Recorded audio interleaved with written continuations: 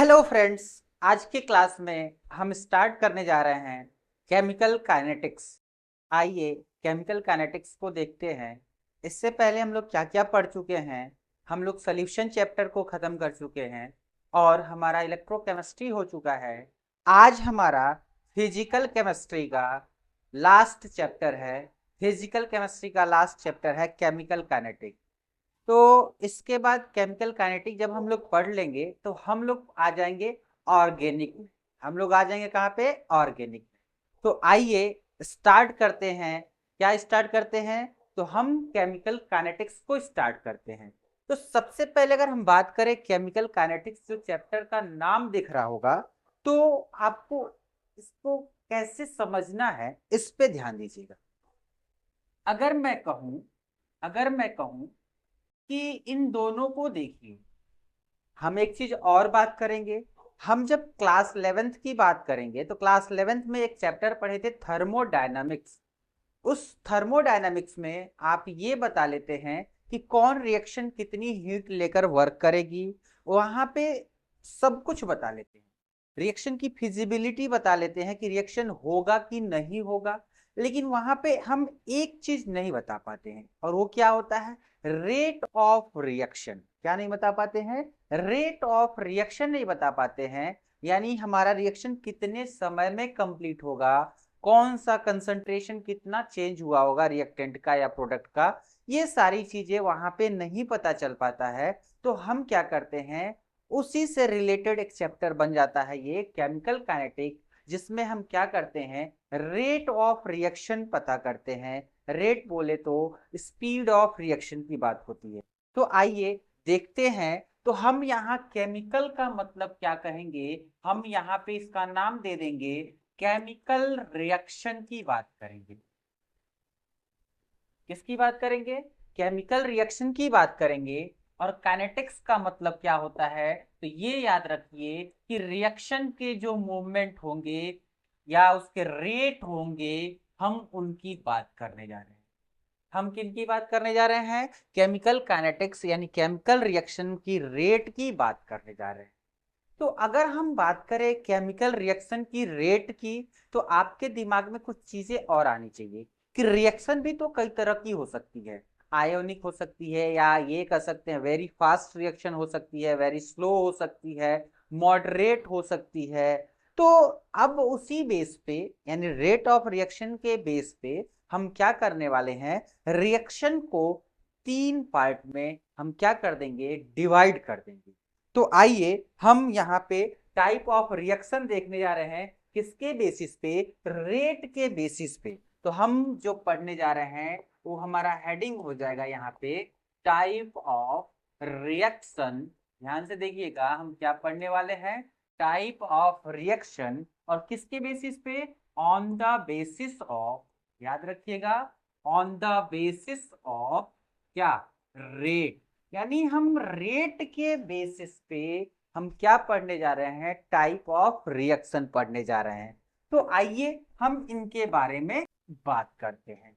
अगर हम बात करें टाइप ऑफ रिएक्शन में, तो हमारा जो पहला आएगा, सबसे पहले हम लिखते हैं वेरी स्लो रिएक्शन। देखिएगा, वेरी स्लो रिएक्शन की बात करेंगे। हमारा रिएक्शन क्या हो सकता है? बहुत ही ज्यादा स्लो हो सकता है। दूसरा अगर हम बात करें तो very fast reaction. Very fast reaction, ये हमारा क्या हो सकता है, बहुत ज्यादा फास्ट होगा। एक हमारा क्या होगा, मॉडरेट होगा। क्या होगा? मॉडरेट रिएक्शन होगा। Moderate reaction. और मॉडरेट रिएक्शन की अगर हम बात करें तो इन दोनों के बिटवीन लाई करेगा। अब अगर हम कहें कि हम जो रेट के बेसिस पर रिएक्शन को पढ़ने जा रहे हैं, तो आप बताना ध्यान से, हम क्या पढ़ेंगे, हम क्या पढ़ना चाहेंगे कि कैसे कैसे रिएक्शन का कंसंट्रेशन, ध्यान से सुनना, कैसे कैसे स्टेप वाइज रिएक्शन का कंसंट्रेशन चेंज हो रहा है। जैसे हमारी बात को सुनिएगा, मैंने लिया यहाँ पे ए है, और ए बी में बन रहा है। ए बी में बन रहा है। तो आप बताओ, अगर ए बी में बन रहा है, ए दिखा और तुरंत बी दिखा, तो बीच में क्या क्या हुआ आप पता नहीं लगा पाओगे।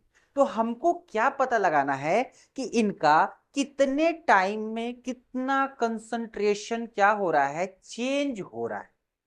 हम चेंज इन कंसंट्रेशन देखने वाले हैं पर यूनिट टाइम। ध्यान से सुनिएगा मैं क्या कर रहा हूं। हम जो रेट पढ़ेंगे तो रेट हमारा क्या होगा, change in concentration per unit time. हमें इस रिएक्शन में देखना है हर स्टेप में ये कितना इसका कंसंट्रेशन इधर आ रहा है, यानी ये गायब हो रहा है। गायब होने का मतलब ये ए गायब होगा तभी तो बी बनेगा, यानी ये डिसअपीयर होगा और ये क्या होगा, अपीयर होगा। तो हम इसका चेक करेंगे डिसअपीयरेंस और हम इसका चेक करेंगे अपीयरेंस। ये कितने, मान लीजिए रिएक्शन चल रहा है, हमने कहा कि 1 सेकंड में कितना हुआ है आप बता दो। तो 1 सेकंड के लिए आप कैलकुलेट करोगे तभी तो पता चलेगा।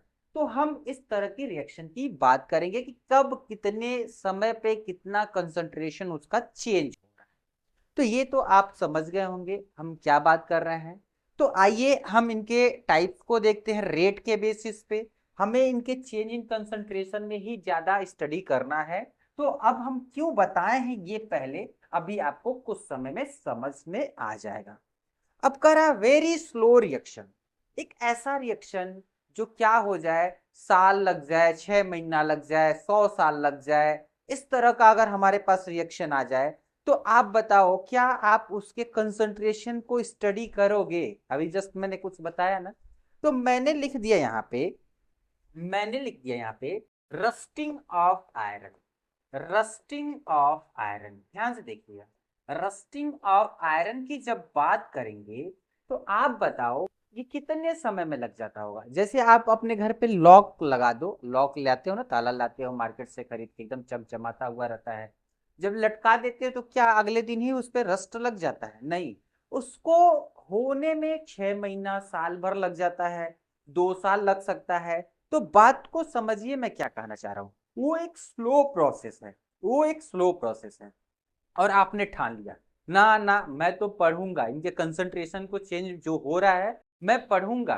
तो हम कह रहे हैं क्या आप एक रिएक्शन को स्टडी करने के लिए आप 6 6 महीना साल साल भर उस रिएक्शन पे देखते रहोगे क्या, कब कितने सेकंड में क्या हुआ, कब कितने सेकंड में क्या हुआ।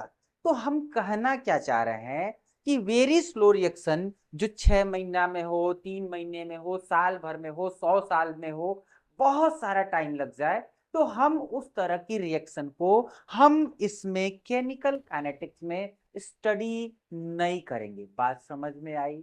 क्यों? क्योंकि जब अगर हम कहें कि इनकी बात किया जाए, अगर इनकी बात किया जाए, ग्राफ बनाया जाए, तो ये कांस्टेंट ग्राफ बनता है। ध्यान से देखिएगा, अगर हम क्या करें यहाँ पे कंसंट्रेशन और टाइम के रिस्पेक्ट में देखें तो ग्राफ ये क्या बनेगा, एक स्ट्रेट लाइन बनेगा। क्यों? क्योंकि ये इतना स्लो प्रोसेस होता है, इतना स्लो प्रोसेस होता है कि पता ही नहीं चलता।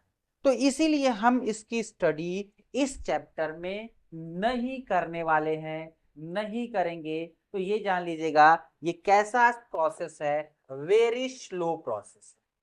अब आता है वेरी फास्ट रिएक्शन। जैसे आपके दिमाग में आ रहा होगा, एक तो एग्जांपल हमने ले लिया, हमने कहा कि लो H2 ले लो, O2 ले लो और आप इसे रूम टेम्परेचर पे छोड़। अब रूम टेम्परेचर पे छोड़ दो, पता नहीं कितने 100 साल में, कितने साल में ये H2O बनेगा, कितने साल में बनेगा ये भी पता नहीं है, कितने महीने में बनेगा ये भी पता नहीं है। तो अगर हम क्या करें, हम क्या करें, कोई रिएक्शन दिखे और रिएक्शन को होने में बहुत ज्यादा टाइम लग जाए तो हम उस रिएक्शन की स्टडी इस चैप्टर में नहीं करते हैं। चलो अब दूसरा अगर हम बात करें वेरी फास्ट रिएक्शन। अगर हम बात करें very fast reaction, very fast reaction तो मैं लिख दे रहा हूं यहाँ पे, ये क्या होता है, 10 पे पावर -16 टू 10 पे पावर -14 सेकेंड में ये क्या होता है, कंप्लीट हो जाता है। अब कहोगे इतना छोटा, इतना शॉर्ट टाइम, कौन है ऐसा? तो अगर मैं इस पे बात करूं तो इस पे हम क्या लिख सकते हैं, जो आयोनिक रिएक्शन होते हैं, जो आयोनिक रिएक्शन होते हैं, जो आयन वाले रिएक्शन होते हैं, या हम कहते हैं कि एसिड बेस रिएक्शन जो होते हैं, एसिड बेस रिएक्शन होते हैं, वो क्या होते हैं, वेरी फास्ट रिएक्शन होते हैं। ध्यान रखिएगा मैं क्या कह रहा हूं, ये वेरी फास्ट रिएक्शन होते हैं। तो आपके दिमाग में कुछ चीजें तो आ ही जाएगी।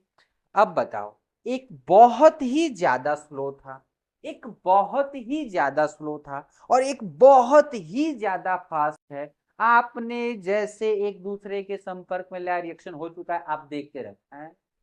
कैसे देखोगे, आप देखते रह जाओगे, पता ही नहीं चलेगा कब कंप्लीट हो गया, कहानी हो गई। तो हम क्या करने वाले हैं, इनकी भी इस चैप्टर में स्टडी नहीं करेंगे, इसकी भी स्टडी, ये फ्रैक्शन ऑफ सेकंड में कंप्लीट होता है। जान लो कि ये क्या होता है, फ्रैक्शन ऑफ सेकंड में कंप्लीट हो जाता है, इसीलिए हम इनकी भी स्टडी नहीं करेंगे। ये भी स्टडी नहीं करना है, no study in this chapter.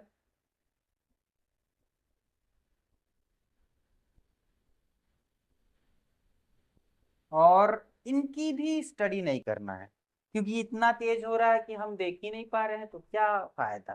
तो हम क्या करेंगे, no study in this chapter. अगर मैं कहूं कि इसका ग्राफ बनाओ, ग्राफ, तो ये टाइम है, अभी ये ग्राफ के बारे में आपको समझ में आएगा कुछ समय बाद। और ये कंसंट्रेशन है, लो थोड़ा सा देख लो, इसके बारे में भी आइडिया ले लो। ये मान लो ए था, तो ए के पास पूरा कंसंट्रेशन था, बी अभी बिल्कुल जीरो था। अब ये कह रहा है कि अब ये रिएक्शन करवा दिए, तो रिएक्शन करवा दिए तो पूरा बी बन गया, तो ये क्या हो जाएगा, ये जीरो हो जाएगा, और ये पूरा सी इधर शिफ्ट हो जाएगा। अगर बहुत तेज हो रहा है, ये पूरा कन्वर्ट हो जा रहा है। तो कह रहा है शुरू में तो हमारा कंसंट्रेशन जो ए का था खूब था, लेकिन क्या हुआ, जैसे रिएक्शन करवाए ये घट रहा है ना, तो रिएक्शन क्या हो जाएगा, स्लोप नीचे हमारा चला जाएगा, डाउन हो जाएगा, एकदम ताक से नीचे चला जाएगा, पाताल लोक में नहीं जाएगा, ये सीधे चला जाएगा यहाँ पे। क्यों, क्योंकि इतना तेज हो रहा है, एक स्ट्रेट लाइन, सीधे स्ट्रेट लाइन पर रहे हैं, सॉरी, एक स्लोप मिलेगा। और स्लोप कैसा मिलेगा, ये देखो डाउन मिलेगा, डाउन मिलेगा, यानी इसकी कंसंट्रेशन क्या होती जा रही है, हर समय कम होती जा रही है, और इतना तेज हो रहा है कि इनकी स्टडी बिल्कुल नहीं कर। अब कहोगे सर तो पढ़ा क्यों रहे हो, तो लो इनके बारे में सुनो। मॉडरेट रिएक्शन, ऐसा रिएक्शन जो 2 घंटे में, 1 घंटे में, 1 मिनट में, सेकंड में लग जाए, दिन में, एक दिन में लग जाए, मान लो, हम उसकी स्टडी कर सकते हैं, हम उसकी स्टडी कर सकते हैं। तो हम जो स्टडी करने वाले हैं इस चैप्टर में, मॉडरेट रिएक्शन के बारे में पढ़ने वाले हैं।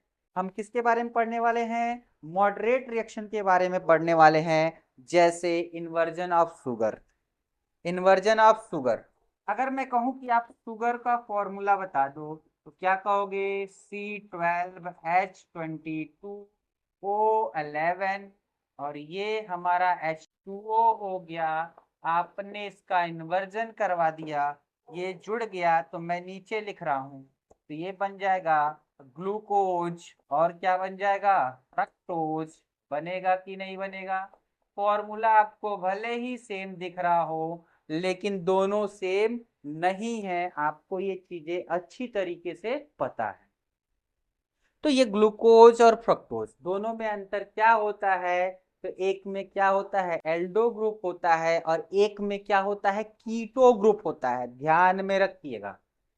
तो ये चीजें हम स्टडी कर सकते हैं। मॉडरेट होता है, कुछ सेकंड लेता है, कुछ घंटा ले सकता है, कुछ टाइम मिनट ले सकता है। तो हम इस तरह की रिएक्शन इस चैप्टर में पढ़ने वाले हैं। तो कृपया आप इसे क्या करिए, इसका स्क्रीनशॉट ले लीजिए, फिर मैं आगे बढ़ता हूँ।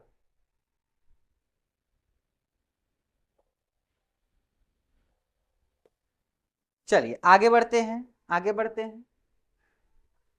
अब मैं हटाता हूं इसको, अब मैं इसको हटाता हूं।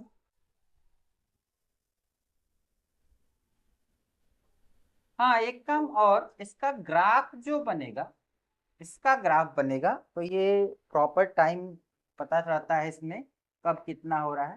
तो ये ऐसे कर्व टाइप का है, ठीक है। ये कंसंट्रेशन है और ये टाइम, ठीक है। ऐसे ग्राफ बनेगा। इसका ग्राफ अभी मैं बहुत सारा ग्राफ बनवाने वाला हूँ, परेशान नहीं होना है बिल्कुल। ये मॉडरेट का है। अब अगर हम बात करें, आगे चलें, थोड़ा सा आगे बढ़ते हैं, तो आगे हम जो पढ़ने जा रहे हैं वो रेट ऑफ रिएक्शन हेडिंग करते हैं और उसको देखते हैं। Rate of reaction. अब ये रेट आप समझ लो कि स्पीड ऑफ रिएक्शन, तो थोड़ा सा उसको यूनिक बनाने के लिए यहाँ पे नाम दिया गया है रेट ऑफ रिएक्शन। तो मैं कहूँ स्पीड ऑफ रिएक्शन या स्पीड ऑफ योर, ठीक है। तो अगर आपसे पूछा जाए कि स्पीड क्या होता है तो क्या कहोगे? डिस्टेंस अपॉन टाइम कहोगे, यही कहोगे ना, डिस्टेंस कवर्ड अपॉन टाइम।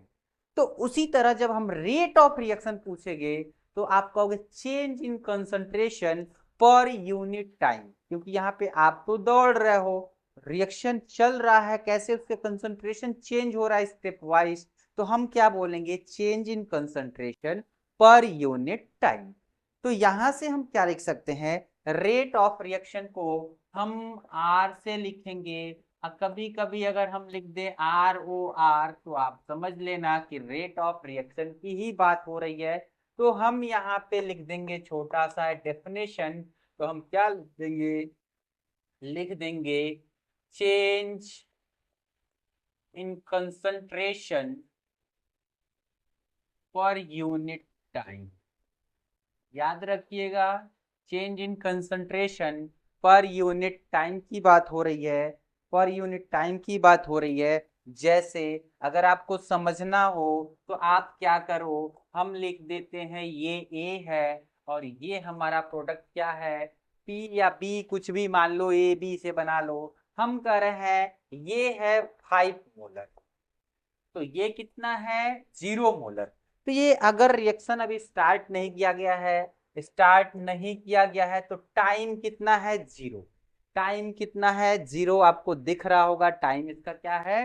0 है। अब मैं कह रहा हूं यहाँ पे टाइम दिया गया T1, टाइम दिया गया यहाँ पे T1, तो उस समय यहाँ पे आ गया 4 मोलर। इसका 1 मोलर कहाँ चला गया? इधर।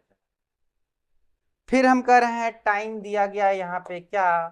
T2, तो यहाँ हो गया 3 मोलर। ये कोई मतलब ये नहीं कि ये एक एक मोल ही जाएगा, एक एक मोलर जाएगा, ये आपको सिर्फ समझाने के लिए मैं बता रहा हूं। तो ये कितना हो गया? यहाँ पे हो गया 2 मोलर। अब मैंने कहा टाइम T3 पर ये हो गया 2.5 मोलर। तो इधर कितना गया? इधर कितना गया? 2.5 मोलर। आप हर जगह आप यहाँ पे देखोगे तो ये 5 था तो ये 0 था, यहाँ पे 4 था तो उधर 1 था, इधर 3 है तो इधर 2 है, इधर 2.5 है तो इधर भी 2.5 है, 2.5। यानी ये क्या हो रहा है? टाइम के साथ साथ ये इनका कंसंट्रेशन डिक्रीज हो रहा है। विद टाइम हम लिख सकते हैं, विद टाइम क्या हो रहा है? कंसंट्रेशन ऑफ ए, और ए क्या है? ए का नाम है रिएक्टेंट। क्या है? रिएक्टेंट। और वो क्या हो रहा है? डिक्रीज हो रहा है। और ये क्या हो रहा है? इसी डिक्रीज को एक नाम दिया जाएगा, डिसअपियर हो रहा है। डिसअपियर हो रहा है यानी डिसअपियरेंस बोला जाता है इसको, ठीक है। डिसअपियरेंस यानी डिस से दिखाएंगे। और ये क्या हो रहा है? ये क्या हो रहा है? ध्यान दीजिएगा, ये क्या हो रहा है? विद टाइम, ध्यान से देखिएगा, विद टाइम क्या हो रहा है? क्या हो रहा है? Concentration increases. और इंक्रीजेस का मतलब जान लो कि क्या बोला जाएगा? अपीयरेंस बोला जाएगा। अपीयरेंस बोला जाएगा। यहाँ पे ये अपीयर हो रहा है टाइम के साथ। अब आते हैं और इसका क्या करते हैं? फॉर्मूला बनाते हैं। इसका क्या बनाते हैं? फॉर्मूला। तो मैं लिख रहा हूं यहाँ पे rate of reaction, rate of reaction, ठीक है। तो आपके दिमाग में क्या आ जाना चाहिए? मैं इसको आर ओ आर तो लिख ही सकता हूँ, कोई दिक्कत नहीं है, मैं इसे आर भी लिख सकता हूँ, कंफ्यूज मत होइएगा। लिखा गया चेंज इन कंसंट्रेशन, तो मैं लिख रहा हूं change in concentration per unit क्या हो जाएगा, टाइम, टाइम टेकन। ठीक है, टाइम टेकन, टाइम टेकन, बात को समझिएगा। अगर मैं कहूं कि आप लिखो किसका रिएक्टेंट का रेट लिखो, रिएक्टेंट का लिखो, तो रिएक्टेंट के लिए क्या लिखोगे, रिएक्टेंट के लिए क्या लिखोगे, तो ध्यान से देखिएगा। चेंज के लिए मैं क्या लगा सकता हूं, डेल्टा सी लगा सकता हूं, और टाइम टेकन के लिए मैं डेल्टा टी लगा सकता हूं, और इसे मैं क्या बोल सकता हूं, आर ओ आर।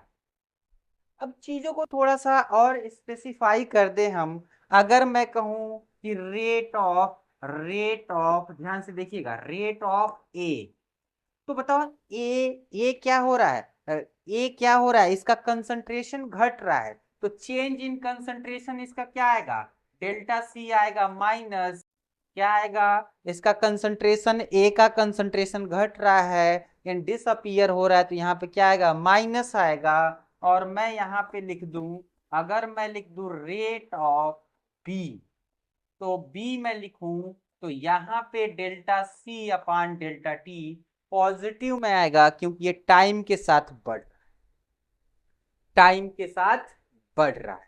और इसीलिए इन दोनों को लिखते समय हम क्या लगा देते हैं यहाँ पे, प्लस माइनस। अगर रिएक्टेंट की बात होगी, अगर रिएक्टेंट की बात होगी तो माइनस के साथ आएगा, अगर प्रोडक्ट की बात होगी तो चेंज इन कंसंट्रेशन क्या आएगा, प्लस के साथ आएगा। आप और भी चीजें एनालाइज कर सकते हो। शुरू में ये कितना था, 5 मोलर, बाद में T1 पे क्या हो गया, यहाँ पे 4 मोलर, तो 4 - 5 करोगे रिएक्टेंट के लिए, तो यहाँ पे -1 आएगा। यानी ये हमेशा क्या आएगा, माइनस में आएगा, और ये किस में आएगा, प्लस में। यानी ये इसका कंसंट्रेशन क्या होगा, घटेगा, और इनका कंसंट्रेशन क्या होगा, बढ़ेगा। आइए आगे बढ़ते हैं, और ये हमारा एक फॉर्मूला बन जाता है रेट ऑफ रिएक्शन का। और आप इसमें क्या कर सकते हो, ग्राफ भी बना सकते हो। तो ग्राफ इनके लिए हम बनाते हैं। पहली हम बात कर लें ग्राफ, पहले ए के लिए यानी रिएक्टेंट के ग्राफ की बात कर लें। आप बताओ, ये शुरू में कंसंट्रेशन पूरा था इसके पास, पूरा था, पूरा था, तो मैं इसको नाम दे सकता हूं, ए नॉट नाम दे देता हूं, यहां पे ए नॉट नाम दे, पूरा कंसंट्रेशन था। समय के साथ साथ क्या हुआ बच्चों, समय के साथ साथ ये कंसंट्रेशन घटा, इधर लिख देते हैं टाइम, समय के साथ साथ इनका कंसंट्रेशन घट रहा है। अब बात करते हैं, ये किसका है, रिएक्टेंट की बात हो रहा है, रिएक्टेंट की बात हो रही है। ये किसका बात हो रहा है, तो प्रोडक्ट की बात हो रही है, प्रोडक्ट की बात हो रही है। तो मैं अगर कह दूं यहाँ पे, ध्यान से सुनिएगा, अगर मैं कह दूं कि यहाँ पे प्रोडक्ट क्या होगा, तो प्रोडक्ट हमारा क्या होगा, इंक्रीज होगा, प्रोडक्ट हमारा क्या होगा, इंक्रीज होगा। कंसंट्रेशन क्या होगा, बढ़ेगा, टाइम के साथ क्या होगा, बढ़ेगा। शुरू में 0 था, टाइम बढ़ा 1 मोलर, टाइम बढ़ा 2 मोलर, टाइम बढ़ा 2.5 मोलर, ऐसे देखो, तो ये इनका ग्राफ बन जाता है। तो आप इसका भी स्क्रीनशॉट ले लो, फिर मैं आगे चलता हूँ।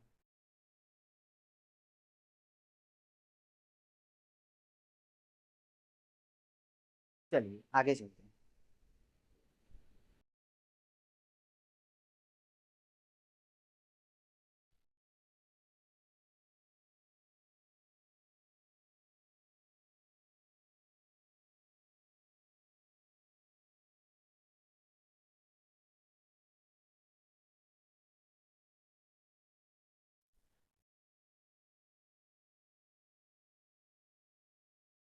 क्या करते हैं, हम ये चीजें सीख लिए हैं, हम एक चीज सीख लिए हैं क्या, हमने सीख लिया है, हमने रेट ऑफ रिएक्शन लिखना सीख लिया है।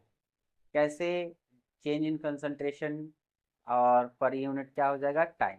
अब हम क्या करने जा रहे हैं, हम उसमें भी थोड़ा सा और अगले लेवल पे चलते हैं, यानी ये कहें तो नेक्स्ट लेवल पे चलते हैं। हम जो स्पीड है, जो रेट है, उसको दो पार्ट में डिवाइड कर दे रहे हैं। हम उसको क्या कर देते हैं, दो पार्ट में डिवाइड कर देते हैं। अब ये कौन कौन से होंगे, ध्यान से देखिएगा, कौन कौन से होंगे। एक हमारा होगा एवरेज रेट, एक हमारा क्या होगा, एवरेज रेट होगा, जिसे मैंने एबीजी से दिखाया है। एवरेज रेट में क्या होता है, आपको इनिशियल और फाइनल पता रहता है, तो वहां पे जो चेंज आता है, वहां पे जो चेंज आता है, उस चेंज के लिए आप क्या यूज करते हो। अगर मैं लिख दूं स्पीड या उसका वेलोसिटी, वेलोसिटी का रहे यहाँ पे स्पीड ही ले लो, कोई दिक्कत नहीं है, तो ये क्या लिख देंगे यहाँ पे, एवरेज जो होगा इसका क्या लिख देंगे, हमें लिखना होगा डेल्टा एक्स, और ये क्या लिखना होगा, डेल्टा। तो ये बताना चाह रहा है कि एवरेज रेट में इनिशियल और फाइनल कुछ पॉइंट होगा, उस समय हम क्या करेंगे, फाइनल माइनस इनिशियल करेंगे, निकल जाएगा। ठीक है, निकल जाएगा क्या हमारा, एवरेज। एक और होता है जिसका नाम क्या है, इंस्टेंटेनियस नाम है, इंस्टेंटेनियस नाम है, इंस्टेंटेनियस नाम है, इंस्टेंट, क्या नाम है इसका, इंस्टेंटेनियस नाम है। इसे मैं INST से दिखा देता हूँ। और अगर मैं कहूँ इसके स्पीड को देख लो, तो इसका जो स्पीड यहाँ पे होगा इंस्टेंटेनियस का, तो अब ध्यान से देखना, आप जब इंस्टेंटेनियस की बात करोगे, इंस्टेंटेनियस की रेट की बात करोगे, तो कहीं न कहीं डेल्टा जो लगाते हो वो क्या हो जाएगा, डेल्टा से काम नहीं चलेगा। बात को समझना मैं क्या कहना चाह रहा हूं।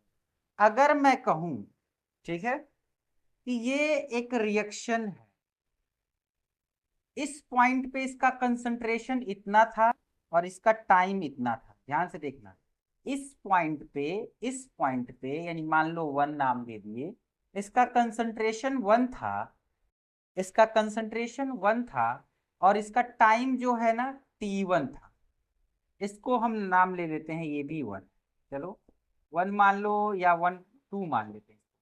अब कह रहा है कि इस पॉइंट पे, इस पॉइंट पे इसका कंसंट्रेशन इतना है, और इसका कंसंट्रेशन मान लो ऊपर से नीचे आने पे घटेगा, तो मैं लिख देता हूँ 1 से घटकर ये क्या हो गया है 0.5, और यहाँ पे टाइम हो गया है मान लो 5। तो अगर हम कहें कि इनकी बात करें चेंज इन कंसंट्रेशन, तो यहाँ पे कंसंट्रेशन देख लो, यहाँ पे कंसंट्रेशन देख लो, कंसंट्रेशन ये फाइनल है और ये क्या है, इनिशियल है, ये फाइनल है और ये इनिशियल है। तो डेल्टा एक्स अगर निकालना होगा तो 0.5 माइनस क्या लिख दोगे 1, और टाइम देख लो, फाइनल टाइम 5 हो जाएगा और माइनस। तो ये हमारा जो निकल कर आ रहा है, ये हमारा क्या होता है, एवरेज रेट होता है। ये क्या होता है, एवरेज रेट। और आपसे पूछा जा रहा है इंस्टैन्टेनियस, इंस्टैन्टेनियस का मतलब उसी पॉइंट की बात हो रही है जिस पे कंसंट्रेशन चल रहा है, जहां पहुंचा है मैंने कह दिया उसी पॉइंट पे बता दो। अब इतना शॉर्ट डिफरेंस के लिए, इतने छोटे से माइन्यूट से डिफरेंस के लिए हम क्या लगाते हैं, हम डी लगाते हैं, हम उसको डिफ्रेंशिएट करते हैं। आपको पता है ना, बड़ा चेंज डेल्टा, छोटा चेंज डी, और उससे छोटा चेंज जो होता है वो क्या आता है, डेल से दिखाया जाता है। ये चीजें आपके दिमाग में हो जानी चाहिए। तो मैंने कहा एट द टाइम आप इसी पॉइंट पे बता दो, इसी पॉइंट पे बता दो इसका कंसंट्रेशन क्या होगा और इसका टाइम क्या होगा, इसी पॉइंट पे, कोई दूसरा चीज आपको नहीं दिया है। तो ये दिखाएगा इंस्टेंटेनियस को, और ये दोनों चेंज दिखाएगा किसको, एवरेज को। तो इनको लिखने के लिए डेल्टा के साथ नहीं लिखा जाता है, इन्हें जब डिफ्रेंशिएट करना होता है, इसीलिए हम इनको कैसे लिखेंगे, हम लिखेंगे डी एक्स अपॉन क्या लिखेंगे, डी टी। और हम यूं कह सकते हैं जो डेल्टा होता है, डेल्टा टी होता है, ये क्या हो जाएगा, ये क्या हो जाएगा, चेंज इन टी हम कह सकते हैं 0 के आसपास होता है। ठीक है, और इसी को हम ये बोल देते हैं कि ये हमारा क्या है, ये हमारा क्या है, इंस्टेंटेनियस रेट है, इंस्टेंटेनियस रेट है जहां पे टाइम टेंस टू 0। ठीक है, अब हम आगे बढ़ते हैं और आगे चलेंगे तो हम क्या कर सकते हैं, इन पे ग्राफ बना सकते हैं। तो ग्राफ बना लेते हैं, इन दोनों के लिए एक प्रॉपर ग्राफ बनाते हैं, फिर हम आगे चलते हैं। अगर हम कहें कि इनकी बात करें, हम अगर एवरेज रेट की बात करें तो ये क्या होता है, ये क्या होता है, ये टाइम दिया होता है, टाइम के रिस्पेक्ट में होता है, और ये एट द टाइम होता है, उसी टाइम पे होता है। ठीक है, ये फिक्स टाइम में होता है और ये एट द टाइम उसी टाइम पे होता है कि उनकी कंसंट्रेशन क्या होगा। तो अगर मैं कहूँ कि इसका ग्राफ बना दिया जाए, इसका ग्राफ बना दिया जाए, तो आप देखो ये शुरू में कंसंट्रेशन है, तो आपको लग रहा होगा कि मैं बार बार स्लोप नीचे की तरफ कर्व करके ग्राफ बना रहा हूं, क्यों? तो चीजों को समझ लो। ये भी आप बताओ, एक के ग्राफ से दूसरा का ग्राफ पता चल जाता है। दूसरा का कौन सा ग्राफ? प्रोडक्ट का। जैसे मैंने कहा कि ये ए है और ये बी है, अगर मैं इसके लिए ग्राफ बना रहा हूं तो इसका ग्राफ भी वैसे पता चल जाता है। कैसे? देखो, ये जितना पार्ट घटेगा उतना ही पार्ट बी बनेगा। आगे चल के आपको सिर्फ इन्हीं पे तो स्टडी करना है। अगर ये पता है तो ये भी पता है। ध्यान से देखना, अगर ये पता है तो ये भी पता है। क्यों? क्योंकि ये जितना भी कम होगा उतना ही बी बनेगा। तो हम ये कह सकते हैं कि हम जो ग्राफ ले रहे हैं बार बार, वो रिएक्टेंट के लिए ले रहे हैं, प्रोडक्ट के भी लिए ले सकते हैं। आइए दोनों ग्राफ बनाकर हम समझा देते हैं, फिर हम आगे बढ़ते हैं। हमने कहा कि हम ये रिएक्टेंट के लिए बना रहे हैं पहले। चलिए, पहले रिएक्टेंट के लिए बना रहे हैं। तो ये अगर शुरू में अगर हम देखें तो इनका कंसंट्रेशन यहाँ था, कुछ था, मान लीजिए कुछ भी, और ये क्या हो रहा है, नीचे आ रहा है। मैं इसका कंसंट्रेशन का नाम दे रहा हूँ सी नॉट। ठीक है, अब मैं यहाँ पे देखूं, यहाँ पे टाइम T1 है, और मैं यहाँ पे देखूं तो टाइम T2 है। अब यहाँ पे फिक्स दिया हुआ है, यहाँ पे फिक्स दिया हुआ है, यहाँ पे फिक्स दिया हुआ है। ठीक है, यहाँ पे हमने कह दिया कि कंसंट्रेशन C1 है, यहाँ पे कंसंट्रेशन C2 है। अब नीचे की तरफ जब बढ़ रहे हो, जब नीचे की तरफ बढ़ रहे हो, तो आप बताओ C1 ज्यादा है कि C2 ज्यादा है? कंसंट्रेशन C1 की ज्यादा होगी C2 से। इनिशियली अगर देखा जाए, जब शुरू में चल रहा है, तो C1 की कंसंट्रेशन C2 से क्या है, ज्यादा है। क्यों? क्योंकि ये घट रहा है, तो पहले C1 आएगा, फिर और कम हो जाएगा तब C2 आएगा। तो अगर मैं यहाँ पे लिखूं तो डेल्टा सी, और ये हमारा क्या हो जाएगा, डेल्टा टी, और टी हमारा क्या हो जाएगा, T2 माइनस T1। यहाँ पे फिक्स टाइम पे, फिक्स टाइम पे हमारा कंसंट्रेशन चेंज हो रहा है, इसीलिए हम इसको बोलते हैं एवरेज। अब देखो, अगर ये माइनस में आता है तो हम इसके साथ क्या लगा लेंगे, माइनस लगा लेंगे, कोई दिक्कत नहीं। ये देखो, ये इसका अलग है, ये अलग है। अब इसी के हिसाब से अगर देखा जाए, अगर इसी के हिसाब से देखा जाए, किसके लिए देखा जाए, प्रोडक्ट के लिए, प्रोडक्ट के लिए देखा जाए, किसके लिए देखा जाए, प्रोडक्ट के लिए। तो प्रोडक्ट के लिए आपके दिमाग में क्या ग्राफ आना चाहिए, प्रोडक्ट के लिए क्या ग्राफ आना चाहिए आपके दिमाग में, तो ग्राफ तुरंत आ जाना चाहिए। प्रोडक्ट अगर मैं बात करूं तो अगर ए से बी की तरफ चल रहे हैं, तो शुरू में बी क्या था, जीरो था, और ये कंसंट्रेशन सी नॉट या कुछ भी मान लो, तो ये जीरो था, और ये धीरे धीरे टाइम के साथ बढ़ेगा, टाइम के साथ ये क्या होगा, बढ़ेगा। तो मैं कह रहा हूं ये प्रोडक्ट का ग्राफ है, ये प्रोडक्ट का ग्राफ है, ये प्रोडक्ट का ग्राफ है। तो ये जब टाइम T1 है, ठीक है, ये टाइम जो है ना T2 है, इस टाइम पे ये कंसंट्रेशन यहाँ पे है, इस टाइम पे ये कंसंट्रेशन यहाँ पे है। ये C1 है और ये C2 है। अब बताओ, ये कंसंट्रेशन बढ़ रहा है, कंसंट्रेशन बढ़ रहा है, तो C1 आया है, उससे ज्यादा C2 है।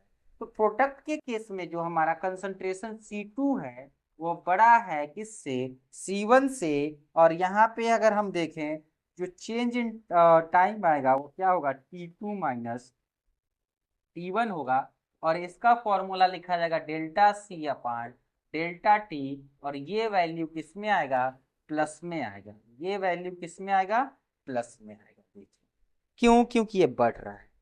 अब बात करते हैं हम यहाँ पे इंस्टेंटेनियस में हम बात करते हैं। तो अगर हम जब इंस्टेंटेनियस की बात करें तो, अगर हम इंस्टेंटेनियस की बात करें तो क्या होने वाला है, देखो, अगर हम इंस्टेंटेनियस की जब बात करते हैं तो फिर से हम वही कहानी शुरू कर देते हैं। फिर हम वही कहानी, ये सी नॉट था और ये ग्राफ नीचे आ रहा था। मैंने कहा एट द टाइम टी पर, एट द टाइम टी पर इनके ग्राफ को दिखाइए और इस पे इनका कंसंट्रेशन चेंज निकालिए। तो अगर मैं कहूं कि आप इस पॉइंट पे बताओ, तो अब तो यहाँ पे चेंज इन टाइम भी नहीं है, चेंज इन कंसंट्रेशन भी नहीं है, टाइम टेंस टू जीरो है। तो हम इसके लिए जो यूज करते हैं, जो हम इसके लिए यूज करते हैं वो क्या यूज करते हैं, डी सी, यानी ये कंसंट्रेशन को रिप्रेजेंट कर रहा है और ये क्या हो जाएगा, डी टी। ग्राफ देखो, ये कर्व कैसे आ रहा है, नीचे की ओर आ रहा है, तो ये हमारा क्या होगा, डिसअपियर हो रहा है, तो डीसी के साथ लगाते हैं। और डी कहीं ना कहीं इसको बताता है कि ये क्या है, इंस्टेंटेनियस, इंस्टेंटेनियस है। तो ये किसके लिए था, ये था हमारा रिएक्टेंट के लिए, ये था हमारा रिएक्टेंट के लिए। अब बात कर लेते हैं थोड़ा सा हम प्रोडक्ट के लिए। तो प्रोडक्ट के लिए ग्राफ कैसा बनेगा, ये ऐसे जाएगा, ये ऐसे जाएगा। तो मैंने कहा कि एट द टाइम, यहाँ पे टी पे आप इसका क्या बना दो, आप इसका बता दो, क्या बता दो, इसका चेंज इन कंसंट्रेशन। तो इसके लिए क्या लिखा जाएगा, डी सी अपान डी टी लिखा जाएगा, और ये वैल्यू किसमें होगा, पॉजिटिव में, क्योंकि ये क्या हो रहा है, बढ़ रहा है। अब मैं कहूं कि इनका यूनिट की बात कर लिया जाए, तो यूनिट की बात किया जाए तो ऊपर कंसंट्रेशन आ रहा है, नीचे टाइम आ रहा है। तो अगर हम यूनिट तो कहीं से निकाल लो, यहीं से चलो। सी क्या क्या होता है, कंसंट्रेशन, कंसंट्रेशन का क्या होता है, क्या होता है, मोल, क्या होता है, मोल पर लीटर, और टाइम ऊपर चल जाएगा तो क्या हो जाएगा, पर टाइम। अब टाइम किस में दिया रहेगा, आप उसके हिसाब से रख लेंगे, मोल पर लीटर, और क्या हो जाएगा, ये पर टाइम हो जाएगा। ठीक है, ये इनका क्या बन जाएगा, यूनिट बन जाएगा, और यूनिट सबके लिए वही है, कोई दिक्कत नहीं है, यूनिट सबके लिए वही है। आप एक बार इसे स्क्रीनशॉट लो, फिर मैं आगे बढ़ता हूं।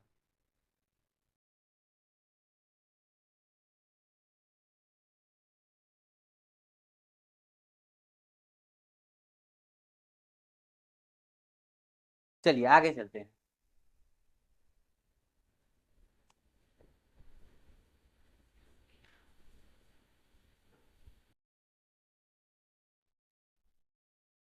हम अब आगे देखने जा रहे हैं, तो आइए,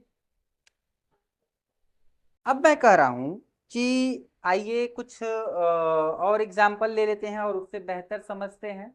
तो हमारे पास अगर फॉर्मूला देखें तो वी लगाकर लिखे थे, अब मैं आर लगाकर लिखूंगा, आर एवरेज रहेगा, एवरेज रहेगा, तो क्या आएगा, plus minus delta C upon delta T आएगा। ठीक है, अगर आर इंस्टेंटेनियस है, अगर आर इंस्टेंटेनियस है तो यहाँ पे डी प्लस माइनस सी अपन क्या आएगा, डी टी आएगा। ये दो फॉर्मूले आएंगे। तो अब हम कह रहे हैं कि क्या आप प्रोडक्ट को तो आप जान ही गए हो कि वो अपीयर होता है, और रिएक्टेंट क्या होता है, डिसअपीयर होता है। तो हम क्या करें, हम यहाँ पे रेट ऑफ डिसअपीयरेंस बात कर ले, रेट ऑफ अपीयरेंस बात कर ले। तो मैं कह रहा हूं कि ये ए से क्या बन रहा है, बी बन रहा है। तो अब कहीं ना कहीं ये क्या हो रहा है, डिसअपीयर हो रहा है, डिसअपीयर हो रहा है, ये डिसअपीयर हो रहा है, डिसअपीयर हो रहा है, ध्यान से देखिएगा, डिसअपीयर हो रहा है। और ये क्या हो रहा है, अपीयर हो रहा है, और ये अपीयर हो रहा है, ये अपीयर हो रहा है। तो बात को समझिएगा मैं क्या कहना चाह रहा हूँ, ये अपीयर, ये डिसअपीयर, यानी ये घट रहा है और ये बढ़ रहा है। अभी मैं यहाँ पे बोला नहीं हूं कि ये इंस्टेंटेनियस है कि एवरेज है, तो आप इसे लिखो। तो आप डिसअपीयर के लिए क्या लगाओगे, माइनस साइन के साथ लिखोगे, किसके साथ लिखोगे, माइनस साइन के साथ। तो मैं लिख देता हूं, अगर रेट, किसका रेट, एक, तो कैसे लिखा जाएगा, मन करे आप पे डिपेंड है। आप अगर इसको एवरेज में लिखना चाहो तो एवरेज में लिख लो, आप इसको उसमें लिखना चाहो इंस्टेंटेनियस में लिख लो, कोई दिक्कत नहीं। मैं लिख देता हूँ ये एवरेज रेट में लिख देता हूँ, एवरेज रेट में लिख देता हूँ। ए की कंसंट्रेशन घट रही है तो मैंने माइनस लगाया, माइनस लगाने का मतलब अभी आपको थोड़ा सा वेट करिए, और ये टाइम के साथ घट रहा है, और ये स्क्वायर ब्रैकेट का मतलब क्या है समझिएगा। पहले तो हम इसको लिखेंगे क्या, रेट ऑफ डिसअपियरेंस। डिस का मतलब समझ जाइए मैं क्या बात कर रहा हूं, डिसअपियरेंस, ठीक है, इसे बोला जाएगा रेट ऑफ डिसअपियरेंस।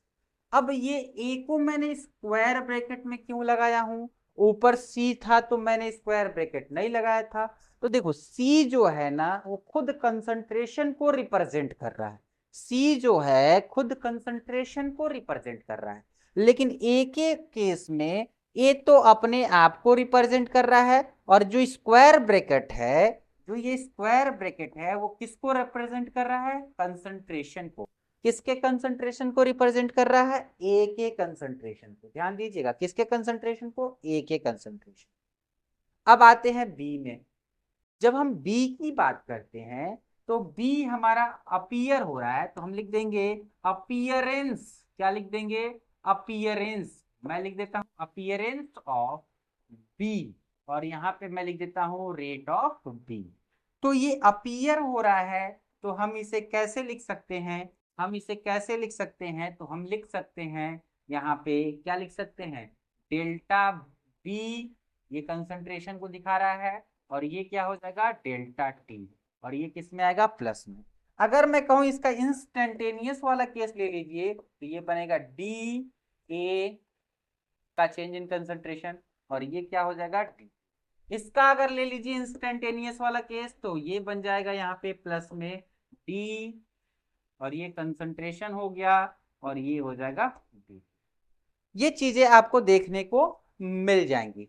और कह रहा है कि पूरे रेट को लिखिए, तो देखो ये वैल्यू और ये वैल्यू, ये वैल्यू और ये वैल्यू आपस में क्या होंगे, एक तरह से सेम होंगे। कैसे, ये जितना कम हो रहा है यही वैल्यू वो बना रहा है, ये जितना कम हो रहा है उतना ही वो बन रहा है। ये दोनों वैल्यू सेम होने वाले हैं, और सेम होने के सेंस में मैं क्या कहना चाह रहा हूं, सिर्फ एक चीज में फर्क आएगा, ये सेम, इसका वैल्यू होगा सेम, लेकिन इसके सामने माइनस होगा, ये उतना घटा होगा, और उसके सामने क्या होगा, प्लस होगा, वो उतना ही बना होगा। तो ये तो इनके पार्ट हो गए, इनके पार्ट हो गए। और ओवरऑल रेट ऑफ रिएक्शन लिखना हो, पूरे रिएक्शन का रेट, ये तो इसका रेट था, ये इसका रेट था, अब कर पूरे रेट ऑफ रिएक्शन लिखो। तो ये अगर रेट ऑफ रिएक्शन की बात किया जाए तो यहाँ पे क्या लिखोगे, ये लिख दोगे या किसी को भी एक लिख लो इसमें से। तो मैंने लिख लिया डेल्टा, डेल्टा ए की चेंज इन कंसंट्रेशन हो गया ए, और ये क्या हो गया डेल्टा टी। ये जितना घटा होगा, ये जितना घटा होगा उतना ही वो बना होगा, तो ये इसको प्लस के साथ लगा दो, delta change in concentration B, और ये क्या हो जाएगा डेल्टा टी। अगर आप इसको इंस्टेंटेनियस में लेकर चलते हो तो ये आप ऐसे लिख दो, कोई दिक्कत नहीं है, और ये हमारा घट रहा है और ये उतना ही क्या हो रहा है, बढ़ रहा है, बस और कुछ नहीं। तो आपने रेट ऑफ रिएक्शन लिखना सीख लिया। ये देखो जिस रेट से ये घटेगा उसी रेट से बनेगा, तो वही तो रेट ऑफ रिएक्शन होगा, ठीक है। ये आपस में क्या होते हैं, बस बराबर होते हैं, अंतर किसका होता है, सिर्फ प्लस माइनस का। आगे बढ़ते हैं, इसको लिख लें, चलिए आगे बढ़ते हैं, इसको हटाते हैं।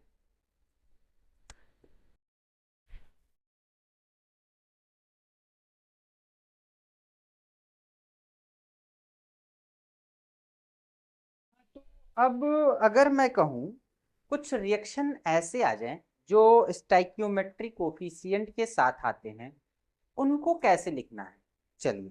तो उनको लिखने के लिए एक पहले और जनरल रिएक्शन लेते हैं। सपोज करिए ए प्लस बी, और ये आ गया सी प्लस डी, या और भी आ सकता है, और भी इसमें आ सकता है। तो कह रहा कि इनके रेट ऑफ डिसअपियरेंस अपीयरेंस लिखना हो तो कैसे लिखेंगे, देखो ये भी घट रहा है, ये भी घट रहा है, ये भी बढ़ रहा है, ये भी बन रहा है। अभी तक इस तरह का रिएक्शन नहीं था कि आपके चार पार्ट आ गए थे, दो रिएक्टेंट आपको दिख रहे हैं, दो प्रोडक्ट बन रहे हैं, इस तरह कभी नहीं आए थे। तो ध्यान दे लो, ये जिस रेट से घटेगा उसका भी रेट से यही घटेगा, जिस रेट से ये बनेगा उसी रेट से ये बनेगा, सब आपस में बराबर होने वाले, सब आपस में बराबर होने वाले। तो पहले डिसअपियरेंस की बात कर लेते हैं। किसका डिसअपियरेंस की बात कर ले, ए की। तो क्या लिखा जाएगा, अगर लिखना है डेल्टा में तो लिख लो डेल्टा में, कोई दिक्कत नहीं है। मन करेगा डी के साथ लिखना है इंस्टेंटेनियस में लिख लेना।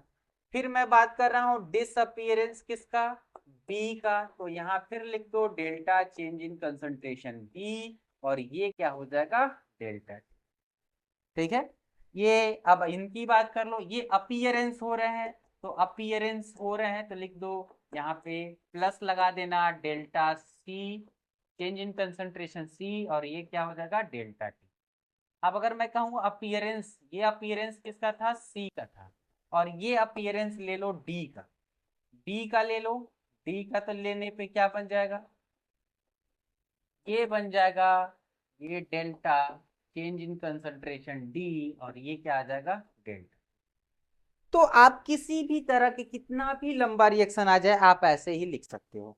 अब कह रहा है कि ओवरऑल रेट ऑफ रिएक्शन लिखो, तो रेट ऑफ रिएक्शन कैसे लिखा जाएगा तो यहाँ पे देखेंगे, अगर मैं बात करूं रेट ऑफ रिएक्शन का तो सबको इक्वलाइज कर दो। देखो ये जिस रेट से दोनों घटेंगे उसी रेट से वो दोनों बनेंगे, तो यहाँ पे लिखो डेल्टा, और ये क्या हो जाएगा चेंज इन कंसंट्रेशन ए, और ये हो जाएगा डेल्टा टी। फिर लगाओ, फिर इसी को लिखो बी का लिखो डेल्टा चेंज इन कंसंट्रेशन क्या हो जाएगा बी, और ये बोल सकते हैं चेंज इन कंसंट्रेशन बी, और ये क्या हो जाएगा डेल्टा टी।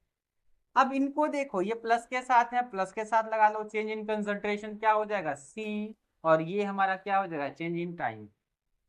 अब देखो अगर मैं इनकी बात करूं तो ये भी प्लस के साथ change in concentration of D, और ये क्या हो जाएगा डेल्टा टी। और ये ओवरऑल क्या निकल कर आता है, रेट ऑफ रिएक्शन निकल कर आता है। और पता है एग्जाम में एक से दो छोटे छोटे क्वेश्चन या ऑब्जेक्टिव में आपको एक मिल जाएगा, आपको एक से दो मिल जाएगा रेट ऑफ रिएक्शन लिखने के लिए क्या होगा। ठीक है, अब आगे बढ़ते हैं, आगे देखते हैं। तो अगर मैं आगे बात करूं, अगला आप सपोज कर लीजिएगा कि ए के सामने कोई नंबर आ गया और उसका नाम मैंने दे दिया एन, ए N1, और फिर से यहाँ पे इसका नाम मैंने दे दिया N2B, और यहाँ पे मैंने नाम दे दिया N3C, और यहाँ पे नाम दे दिया N4D। देखो ये नंबर है, ये स्टाइकोमेट्रिक कोफिशिएंट है, कुछ न कुछ नंबर से रिप्रेजेंट किया जाएगा। अब कह रहा है कि अब कैसे लिखेंगे, अब लिखना होगा, अब लिखना होगा क्या, डिसअपियरेंस लिखते हैं पहले, डिसअपियरेंस लिखते हैं। किसका डिसअपियरेंस, ए का। तो लिखेंगे कैसे, माइनस, क्या लगाएंगे minus delta change in concentration A हो गया, और ये डेल्टा टी हो गया। आप मन करे डी के रिस्पेक्ट में लिख लो, कोई अंतर नहीं है, यहाँ पे आप फॉर्मूला दोनों के लिए सेम है, आप डी के लिए लिखो चाहे आप डेल्टा के लिए। अब आगे चलते हैं एक चीज और, अब यहाँ पे हम बी के लिए देखते हैं, बी के लिए डिसअपियरेंस, ये भी फिर माइनस लगाएंगे, और ये होगा डेल्टा, और ये कंसंट्रेशन ऑफ बी, और ये क्या हो जाएगा डेल्टा। अब इधर आते हैं, अभी आपको कुछ चीजें मैं बताऊंगा, अपीयरेंस की मैं बात कर लूँ। अब ये अपीयरेंस की बात कर लेते हैं, किसकी अपीयरेंस, सी की। तो आप डेल्टा कंसंट्रेशन ऑफ सी, और ये हो जाएगा डेल्टा टी, डेल्टा टी। अब मैं कहूं कि अब यहाँ पे एक और अभी बचा डी, अब यहाँ पे देखा जाए तो ये डी का लिख लो कंसंट्रेशन, और ये डेल्टा टी। अब अगर मैं कहूं ये प्लस में है, प्लस लगा लो, प्लस में है प्लस। अब कहोगे सर क्या ये सही है, तो मैं कहूंगा अभी सही नहीं है। ये क्यों सही नहीं है, ये कुछ नंबर आपको दिख रहे हैं आगे, ये कुछ नंबर दिख रहे हैं, इस नंबर को क्या करना होता है, स्टाइक्योमेट्रिक कोफिशिएंट को क्या करना होता है, जो स्टाइक्योमेट्रिक कोफिशिएंट दिए हैं उन्हीं से इनमें क्या करना होता है, डिवाइड करना होता है। यानी इसमें डिवाइड किया जाएगा N1, ये फॉर्मूला है, ठीक है, और इसमें कैसे डिवाइड किया जाएगा N2। ये प्रूफ करने का समय नहीं है इस समय कि मैं प्रूफ कर दूं, ठीक है। और यहाँ पे क्या लिखा जाएगा N3, 3 है तो 3 से डिवाइड, N3, और N3 है तो N3 से डिवाइड, और ये N4 क्योंकि ये N4 है तो N4 से डिवाइड। अब कह रहा है कि रेट ऑफ रिएक्शन लिखते हैं। अब इसका रेट ऑफ रिएक्शन कैसे लिखा जाएगा, तो रेट ऑफ रिएक्शन लिख लो ROR।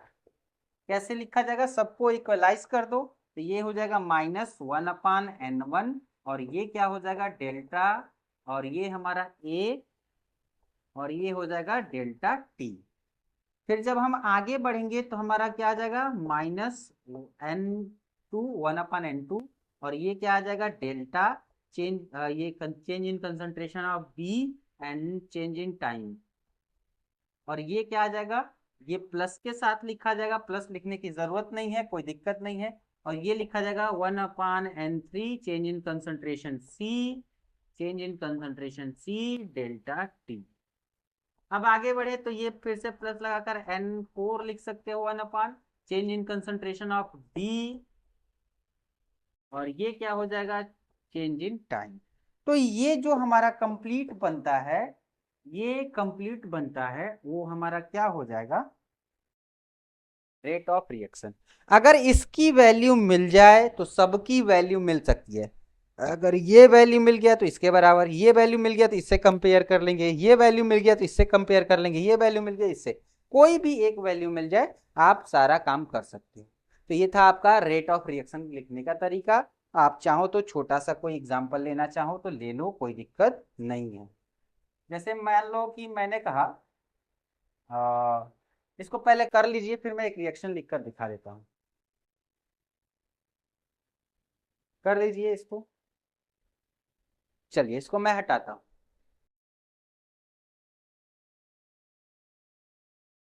चलिए मैं क्या करता हूँ, एक रिएक्शन ले लेता हूँ, एक रिएक्शन ले लेता हूँ, उस रिएक्शन से आप समझिएगा, उस रिएक्शन से समझिएगा। मैंने क्या किया, यहाँ पे ले लिया 2N2O5, और ये बन गया N2O4 में, और यहां से निकल गया O2, O2 निकल गया 2 2 2, यहाँ पे लगा देंगे 2, इक्वेशन हो गया बैलेंस। अब कह रहा है इसके लिए रेट ऑफ रिएक्शन लिखिए, डिसअपीयरेंस लिखिए। इसके लिए क्या लिखा जाएगा डिसअपीयरेंस, तो लिखो डिसअपीयरेंस। किसके लिए, इसके लिए, तो कैसे लिखोगे, ऐसे ब्रैकेट में लिखो, पहले डेल्टा लगाओ, थोड़ा दूरी से डेल्टा लगाओ, फिर ब्रैकेट में लिखो N2O5, और ये क्या हो जाएगा चेंज इन टाइम। ये माइनस में होता है, आगे नंबर आया है उसी नंबर से क्या करो डिवाइड करो।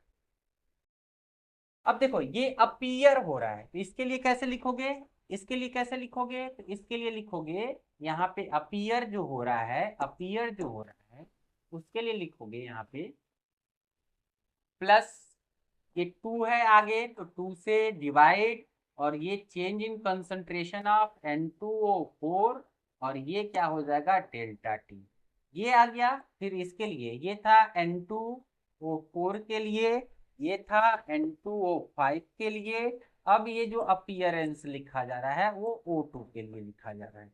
तो आप अब समझदार हो गए हो, यहाँ पे प्लस लगाओ, आगे कुछ नहीं है तो लिखने की जरूरत नहीं है, change in concentration of O2, और ये क्या हो जाएगा डेल्टा टी। अगर आपसे ROR पूछ दिया जाए रेट ऑफ रिएक्शन, तो कैसे लिखोगे, सबको बराबर में कर दो, 1/2 चेंज इन कंसंट्रेशन N2O5, और डेल्टा टी इक्वल टू क्या हो जाएगा 1/2 चेंज इन कंसंट्रेशन N2O4, और ये क्या हो जाएगा डेल्टा टी, और ये क्या हो जाएगा देखो तो ये हो जाएगा change in concentration O2, and क्या हो जाएगा डेल्टा।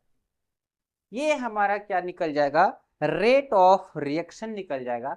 आप इसे देख लो, समझ लो, इसी तरह से रिएक्शन आएंगे और आपको लिखना होगा, बड़े आराम से आप 1-2 नंबर का ये क्वेश्चन आएगा, छोटा सा कर लेंगे।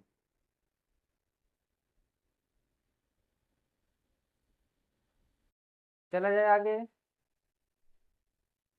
आगे बढ़ते हैं, इसको हटा देते हैं।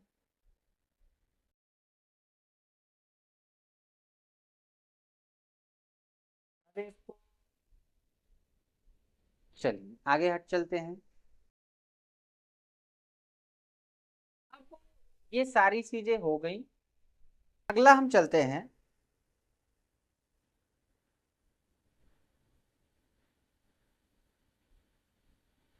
अब जो हम पढ़ने जा रहे हैं क्या है, rate law of rate expression.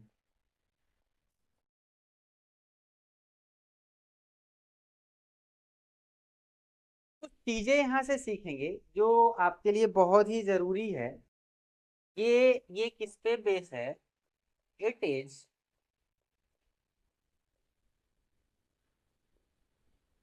Based on law of mass action. अब कहोगे सर ये क्या है। देखो, लॉ ऑफ मास एक्शन की अगर हम बात करें तो आपको सिखाया जाता था कि N1A हो गया, N2B हो गया, ये प्रोडक्ट बना लिया, ये प्रोडक्ट बना लिया, ये क्या बना लिया, प्रोडक्ट बना लिया। तो अगर हम क्या करें, इनके रेट की बात करें, लॉ ऑफ मास एक्शन के हिसाब से जो उसमें आता था, 11th में आता था, तो उसमें आप रेट, इसका रेट कैसे लिखते थे, इसका रेट जो होता था वो एक कांस्टेंट के साथ, यानी ये डायरेक्टली क्या बताया गया था, जो रेट होता है वो डायरेक्टली प्रोपोर्शनल होता है कंसंट्रेशन के पावर में स्टाइक्योमेट्री कोफिशिएंट। ये कहाँ से आता है, लॉ ऑफ मास एक्शन से आता है। तो अगर इसका रेट लिखा जाए तो डायरेक्टली प्रोपोर्शनल लिखा जाएगा। और यहाँ पे देखो क्या है, अगर मान लो कि इस तरह का रिएक्शन हो, इस तरह का C से D बन रहा है, तो लिखा जाएगा कंसंट्रेशन और इसके पावर क्या हो जाएगा, कुछ नहीं है तो 1 है। अगर कुछ होता, अगर मान लो N है और ये या ये मान लो कि ये N1 है और ये N2 है, तो यहाँ पे क्या लिखा जाएगा, तब C के पावर में क्या आ जाएगा, N1 आ जाएगा। ये लॉ ऑफ मास एक्शन बताता है, ध्यान से देखना। उसी तरह हम इसको लिखने जा रहे हैं, ये सिर्फ समझाने के लिए है। ये 11th का है, 11th का है। ये कहता है जो रेट अगर निकालना है, अगर रेट, तो यहाँ पे प्रोपोर्शनैलिटी को हटाते हैं तो एक कांस्टेंट आता है। रिएक्टेंट में अगर एक है और या एक से अधिक है तो कैसे लिखा जाएगा, लिखिए ए, और सामने जो स्टाइक्योमेट्री दिया है ना उसको पावर में लगा दीजिए। फिर लिखिए बी, सामने का स्टाइक्योमेट्री कोफिशिएंट है उसके पावर में लगा दीजिए। ये आपका रेट आ जाता है, निकल जाता है कंसंट्रेशन के जो डायरेक्टली प्रोपोर्शनल होता है उसके पावर में जो स्टाइक्योमेट्री कोफिशिएंट होते हैं according to law of mass action. लेकिन ये सब जगह वैलिड नहीं है, सब जगह वैलिड नहीं है, कुछ चीजें यहाँ पे सीखना होगा। ये सिर्फ वैलिड है, valid only for elementary reaction. Side में कहीं लिख लीजिएगा, ये सिर्फ वैलिड है एलिमेंट्री रिएक्शन। एलिमेंट्री रिएक्शन का मतलब क्या होता है, जो रिएक्शन 1 स्टेप में है, 1 स्टेप रिएक्शन के लिए क्या है, ये वैलिड है। ध्यान से देखिएगा, 1 स्टेप रिएक्शन के लिए क्या है, वैलिड है। अब अगर हम चल आगे बात करें, हम अगर आगे बात करें तो जो ये तो केवल एलिमेंट्री है, एलिमेंट्री के लिए वैलिड है। एक्चुअली में जो रेट लॉ निकाला गया वो क्या निकाला गया, कैसे निकाला गया, वो एक्सपेरिमेंटली निकाला गया, एक्सपेरिमेंट करके निकाला, एक्सपेरिमेंट करके निकाला गया। तो हम लिख सकते हैं rate law of reaction, rate law of reaction can be determined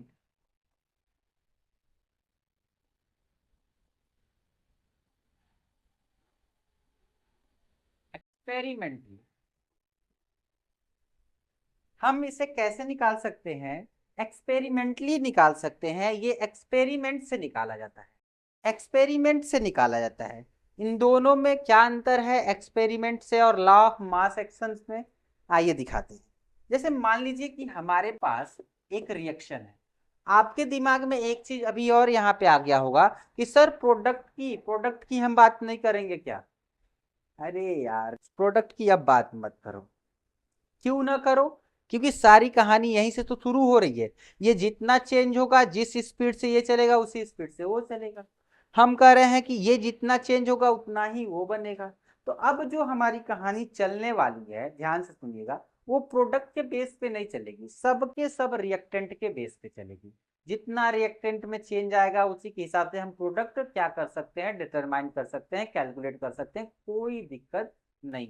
ये it is not a big problem, ये बहुत बड़ी प्रॉब्लम नहीं है। इसीलिए हम बार बार यहाँ रिएक्टेंट पे ज्यादा प्रेशर डालेंगे, जोर डालेंगे, हम उसी को लेकर चलेंगे। इवन आपके बुक में, मॉड्यूल में, चाहे जहां भी पढ़ते हो, सब रिएक्टेंट के बेस पे ही कैलकुलेट। तो अगर मैं बात करूं, ये N1 है, N1A है, N2B है। अब देखो मेजर डिफरेंस क्या आने वाला है, लॉ ऑफ मास एक्शन। ये क्या है, ये लॉ ऑफ मास एक्शन है, ध्यान से देखिएगा, लॉ ऑफ मास एक्शन। इसको भी कहीं साइड में लिख लेंगे समझने के लिए, ठीक है, लॉ ऑफ मास एक्शन। अब देखो N1 है, N2 है, और ये हमारे पास क्या देखने को मिल रहा है, B। अब देखो ये अगर ये क्या कर रहा है, प्रोडक्ट बना रहा है, हमें कोई मतलब नहीं है, हमने लिख दिया प्रोडक्ट। हमें तो मेजर यहां से पता करना है कि ये इसमें क्या हो रहा है। तो ये जब लॉ ऑफ मास एक्शन से देखा गया रेट, तो ये सीधे आगे का नंबर ही क्या चढ़ा दिया, पावर में चढ़ा दिया, आगे का नंबर ही पावर में चढ़ा दिया। आगे चल के पता भी चलता है कि ये एलिमेंट्री रिएक्शन के लिए ही सिर्फ वैलिड है। एलिमेंट्री रिएक्शन जो एक स्टेप में हो, मान लो कि कोई रिएक्शन है 2 स्टेप में हो रहा है, 3 स्टेप में हो रहा है, तो उसके लिए क्या किया जाएगा, ध्यान से देखिए, एक्सपेरिमेंट करके चेक किया गया, तो लिखा गया, इनका रेट लिखा गया, इनका रेट लिखा गया। और रेट क्या लिखा गया, ध्यान से देखिएगा, रेट लिखा गया, इसका कैसे लिखा गया, तो ध्यान से देखिएगा, लिखा गया, ये देखो, ये पहले तो मैं एक छोटा सा फॉर्मूला लिख दूं, कंसंट्रेशन पे पावर n, n या n तो हाँ n लिख देते हैं, कुछ भी n के अलावा कुछ भी मान लीजिए, ठीक है, यहाँ पे कुछ न कुछ होगा, ठीक है, यहाँ पे n मैं ले लिया हूं, इसीलिए मैं n यहाँ पे नहीं लिख रहा हूं, यहाँ पे मैं लिख दे रहा हूं ऑर्डर, मैं लिख दे रहा हूं यहाँ पे ऑर्डर, इसको ऑर्डर ही आगे चल के बोलना है, ठीक है, तो मैं ऑर्डर लिख देता हूं।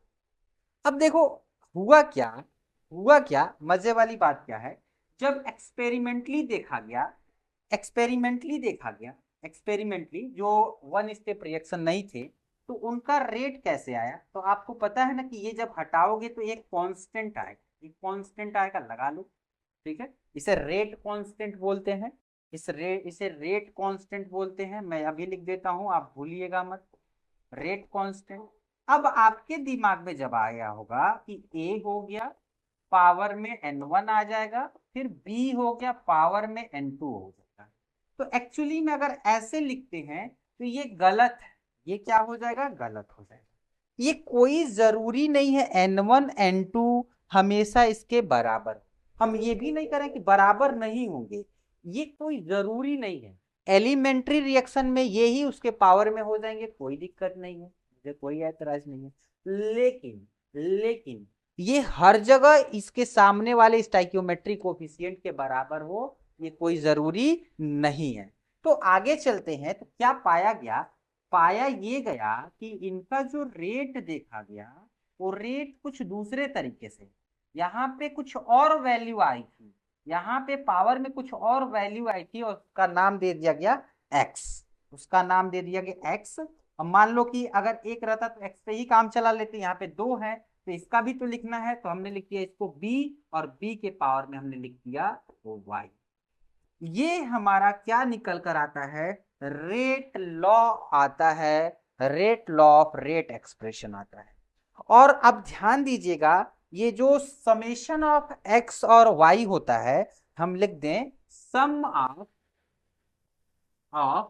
x and y are known as order, इसे ही ऑर्डर बोलते हैं। हम ऑर्डर तक पहुंच गए हैं, देखिए सम ऑफ x एंड y, जो ये पावर में आ रहे हैं ना, ये जो रेट लॉ लिखा जा रहा है, उनके पावर में जो आ रहे हैं उनका सम कर दो, ये जितने पार्टिसिपेट करेंगे इसमें उनका सम कर दो, वही उसका क्या होगा, ऑर्डर। मान लीजिए यहाँ पे 1 आया और यहाँ 1 आया, इसका मतलब ये 1 और 1 2 आ जाएगा, सेकेंड ऑर्डर रिएक्शन है। अगर मान लीजिए 0.5 आया, 0.5 आया, दोनों को जोड़िए 1 आएगा, फर्स्ट ऑर्डर रिएक्शन। अगर यहाँ पे 0 आ रहा है तो हमारा क्या हो जाएगा, जीरो ऑर्डर रिएक्शन। बात को समझिए। अब यहाँ पे ध्यान से देखिएगा, x equal to n1 and y equal to n2 में और में नॉट।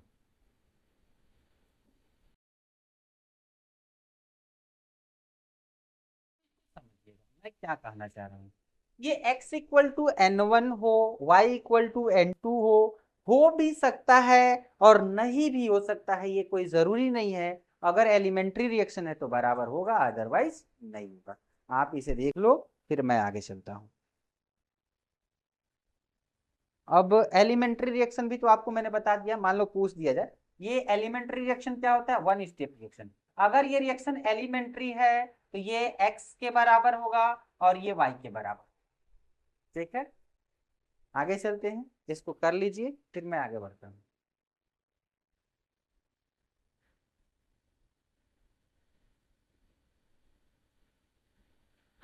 इसको हटाते हैं।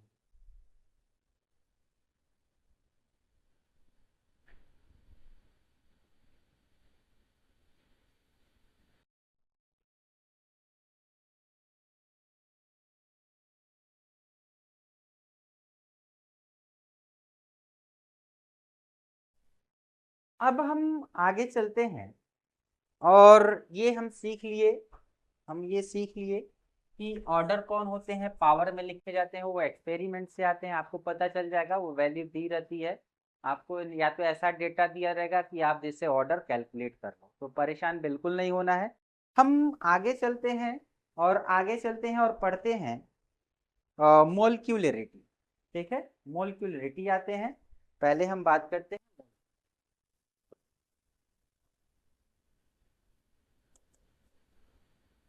हम बात कर रहे हैं यहाँ पे मोलक्यूलरिटी की। ठीक है, जिसे हम एम से दिखाएंगे। एक्चुअली में रिएक्शन कैसे होता है आगे चल के हम लोग सीखेंगे। इफेक्टिव कोलिजन जो इसी चैप्टर में है। देखिए क्या होता है मोलक्यूलरिटी, उससे पहले सीखिए कि कोलिजन क्या होता है। आप बताओ, आप रिएक्टेंट ले लिए हो, रिएक्टेंट ले लिए हो, एक दो तीन चार पांच, बहुत सारे मिला दिए, क्या सारे मिक्स हो जाएंगे, क्या सारे एक दूसरे से रिएक्शन कर लेंगे, क्या नहीं। अब ध्यान दीजिएगा, कोलिजन थियरी में क्या कहता है, जो प्रॉपर रिएक्टेंट मोलिक्यूल आपस में कोलाइड करते हैं। कोलिजन थियरी क्या बताता है, जो प्रॉपर रिएक्टेंट मोलिक्यूल एक दूसरे से कोलाइड करते हैं वो बेहतर प्रोडक्ट बनाते हैं, बेहतर प्रोडक्ट बनाते हैं। बात को समझिएगा, बात को समझिएगा। N2 है, H2 है, ये बना रहा है NH3। ठीक है, ये बना रहा है NH3। मैं ये कह रहा हूं, ये कह रहा हूं कि अगर हमें यहाँ पे क्या करना है, बनाना है प्रोडक्ट। अगर प्रोडक्ट बनाना है तो ये और ये आपस में बेहतर ढंग से क्या होने चाहिए, एक दूसरे से कोलाइड होने चाहिए। जब इनका कोलिजन होगा, ये हमारा N और N जो लिंकेज होते हैं वो मोलिक्यूल है, ये H है। ठीक है, ये H है, तो H एटम का ये पहला, और ये इससे जब लिंकेज लिंकेज लिंकेज हुआ है तो मोलिक्यूल। अगर ये प्रॉपर वे में कोलाइड नहीं होंगे तो प्रोडक्ट कैसे बनेगा। तो ध्यान से सुनना, अब यहाँ से कुछ चीजें मैं बताऊंगा जो एग्जाम के लिए जरूरी है। अब मान लो इनको कोलाइड होना है, अब आप इसी में क्या करो, ऑक्सीजन डाल दो, या क्या करो यहाँ पे ऑक्सीजन डाल दो। अब आपके दिमाग में आए, एक और कुछ दिमाग में आया, उसको डाल दो। तो बताओ, अगर ये दोनों आपस में झगड़ा कर रहे हैं, ठीक है, झगड़ा कर रहे हैं, इसी में दो चार और आकर झगड़ा करें तो किसको ज्यादा चोट आएगा? किसी को नहीं आएगा, बहुत कम लोगों को, एक वो उसको मारेगा, उसको मारेगा, उसको मारेगा, और आखिरी में किसी को नहीं लगेगा। लेकिन जब ये दोनों आपस में लड़ेंगे तो काफी अच्छे से एक दूसरे से फाइट करेंगे, और फाइनली क्या हो जाएगा, ये यहाँ से टूटेगा, ये यहाँ से टूटेगा, ये इसके साथ जुड़ जाएंगे। झगड़ा कर भी रहे हैं तो फिर बॉन्डिंग भी तो बना ले रहे हैं, तो कोई बात नहीं। और बहुत सारे आएंगे, ए तू इधर निकल, ए तू इधर निकल, नहीं हो पाएगा, नहीं प्रोडक्ट बन पाएगा। तो ध्यान देना, जब ज्यादा मोलिक्यूल आने लगते हैं तो प्रोडक्ट क्या होता है, कम बनता है, प्रोडक्ट कम बनता है। बहुत सारे जब आने लगते हैं तो हम उसको कॉम्प्लेक्स रिएक्शन में काउंट कर रहे हैं। अब उससे क्या सीखने को मिला, अभी आपको कुछ सेकंड में पता चल जाएगा। मैं इसको हटाता हूं। देखो मोलिक्यूलरिटी क्या होता है, ठीक है, आप जान लो कि रिएक्शन में रिएक्टेंट कितने पार्टिसिपेट करते हैं, कितने नंबर ऑफ रिएक्टेंट पार्टिसिपेट करते हैं, उसे ही हम कहते हैं मोलिक्यूलरिटी। ध्यान से सुनिएगा, रिएक्टेंट मोलिक्यूल कितने पार्टिसिपेट करते हैं रिएक्शन में, वही हमारा क्या होता है, मोलिक्यूलरिटी होता है। ठीक है, मोलिक्यूलरिटी होता है। और ये कैसा होता है, ये थियरेटिकल होता है। ये कैसा होता है, थियरेटिकल होता है। ये थियरेटिकल होता है, ये थियरेटिकल होता है। आप आसानी से इसे बता सकते हो। तो हम इसे बोल सकते हैं, कैसे डिफाइन करना हो तो हम लिख सकते हैं, नंबर ऑफ रिएक्टिंग स्पीसीज, कितने रिएक्ट करने वाले। नंबर ऑफ रिएक्टिंग स्पीसीज जो होता है उसे हम क्या कहते हैं, उसे हम क्या कहते हैं, मोलिक्यूलरिटी कहते हैं। और ये क्या क्या हो सकता है, आपका एटम होए कोई दिक्कत नहीं, मॉलिक्यूल होए कोई दिक्कत नहीं, कुछ भी हो ही सकता है, आयन हो, कुछ भी हो, ठीक है। तो अब एग्जाम्पल लेते हैं, एग्जाम्पल लेकर समझते हैं, एग्जाम्पल लेकर समझते हैं। जैसे मान लो कि हमारे पास CaCO3, मैंने इसको हीट किया और ये चला गया CaO में, और कहाँ चला गया, CO2। आप बता दो इसे, इसकी मोलिक्यूलरिटी कितनी है। तो नंबर ऑफ रिएक्टेंट स्पीसीज कितना है, 1। मोलिक्यूलरिटी क्या है, 1। समझ गए होंगे। अगर मैं कहूं यहाँ पे मैं कहूं, ये है I2, ये है H2, ये देखो ये कितना है, ये कितना दिख रहा है, एक एक, और ये बना लिया 2HI। तो मोलिक्यूलरिटी कितना होगा, ध्यान से देखिएगा, मोलिक्यूलरिटी हो जाएगा 2।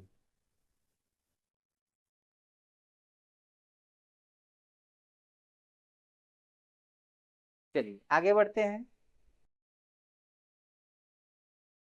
आप ऐसे भी ले सकते हैं, आप इसको अगर चाहो तो ऐसे भी ले सकते हो, 2HI, और ये जा रहा है H2 में और I2 में, इसकी भी मोलिक्यूलरिटी क्या हो जाएगी। आगे बढ़ते हैं, ये मोलिक्यूलरिटी हो गई हमारा। और भी रिएक्टेंट अगर आ सकते हैं, देखो मोलिक्यूलरिटी मैक्सिमम आपके पास अगर 3 आती है, ठीक है, तो समझ लो वहां तक तो ठीक है। जो कोलिजन वाला बता रहे थे उसी के बारे में समझा रहे हैं। अगर मोलिक्यूलरिटी मोर देन 4 आए तो प्रोडक्ट बनने के प्रोडक्ट क्या होता है, लेस अमाउंट में बनता है, क्योंकि बहुत सारे इफेक्टिव कोलिजन नहीं हो पाएंगे। जब बहुत सारे मोलिक्यूल डालोगे तो इफेक्टिव कोलिजन बढ़िया से आपस में टकरा नहीं पाएंगे, तो प्रोडक्ट नहीं बना पाते हैं बेहतर। इसीलिए आपका मोलिक्यूलरिटी 3 होता है, और ये माना जाता है 3 से ऊपर आता है तो उनका प्रोडक्ट क्या हो जाता है, कम हो जाता है। ठीक है, तो अगला हम स्टार्ट करते हैं। चलिए, तो ऑर्डर हमने बता ही दिया है, ऑर्डर बता दिया है। ये क्या होता है, एक्सपेरिमेंटली होता है। चलिए कुछ चीजें और ले लेते हैं, ये मोलिक्यूलरिटी हो गया, ऑर्डर के बारे में कुछ और भी चीजें समझ लेते हैं। मोलिकुलरिटी आपका जीरो हो सकता है क्या? आप सोचो कि रिएक्टेंट ही ना रहे तो प्रोडक्ट अपने आप बन जाएगा। कुछ जादूगर तो बन नहीं गए हो कि कुछ जादू से अपने आप बना दोगे। तो कुछ चीजों को समझो, यहाँ पे मोलिकुलरिटी जो है कभी भी जीरो नहीं हो सकती। ठीक है, और आगे अब चलते हैं, ऑर्डर की बात कर लेते हैं, कुछ ऑर्डर के बारे में और सीख। पहली बात तो ये क्या है, एक्सपेरिमेंटल डेटा है। मोलिकुलरिटी क्या था, थियोरेटिकल था।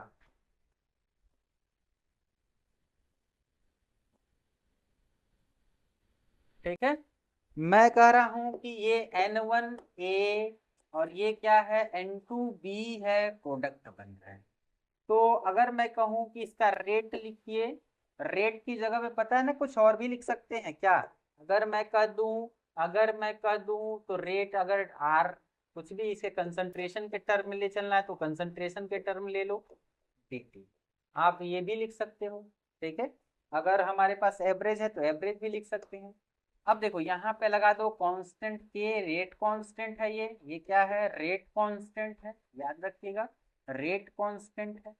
और के के बाद हमारा क्या आ जाएगा, लिखा जाएगा ए, फिर लिखा जाएगा बी। ये जो ऊपर यहाँ पावर में वैल्यू आता है वो एक्सपेरिमेंट के द्वारा आता है। ठीक है, और यही जो एक्स और वाई का जो सम होता है, एक्स और वाई का सम होता है, इसे एन से रिप्रेजेंट किया जाता है, ध्यान से देखिएगा।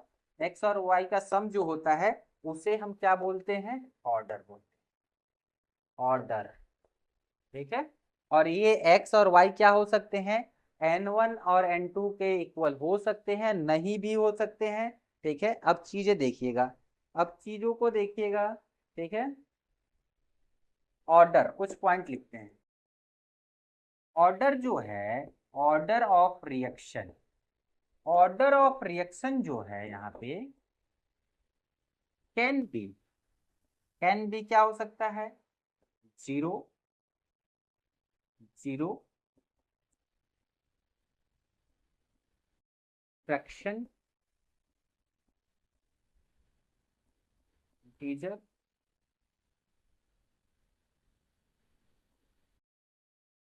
देखो अगर मैं कहूं कि हमारा क्या हो सकता है, फ्रैक्शनल हो सकता है, और इनफाइनाइट की बात करें तो इनफाइनाइट नहीं हो सकता, कैन नॉट बी,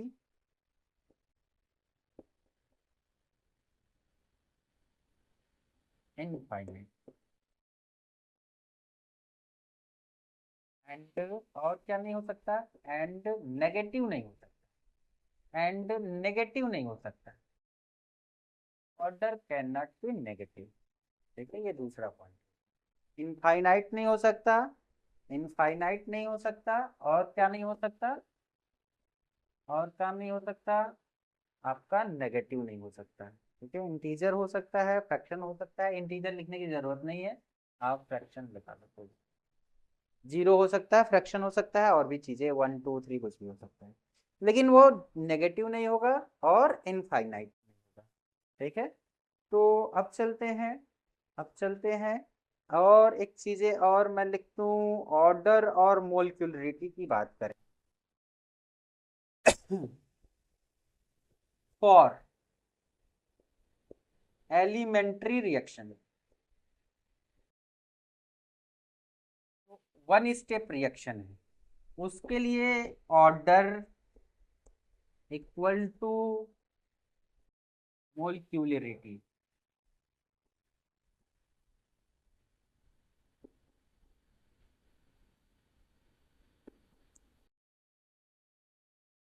बराबर होते हैं, एन इक्वल टू एन। मोलिक्यूलरिटी और ऑर्डर हो गया। ठीक है, अब ये कर लीजिए, फिर हम आगे बढ़ते हैं।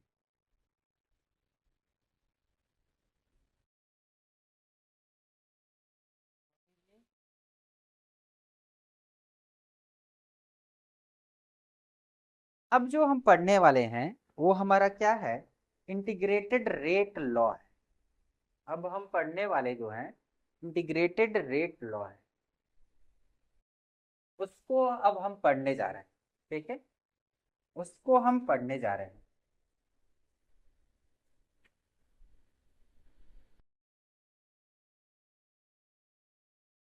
इंटीग्रेटेड रेट लॉ पढ़ने जा रहे हैं।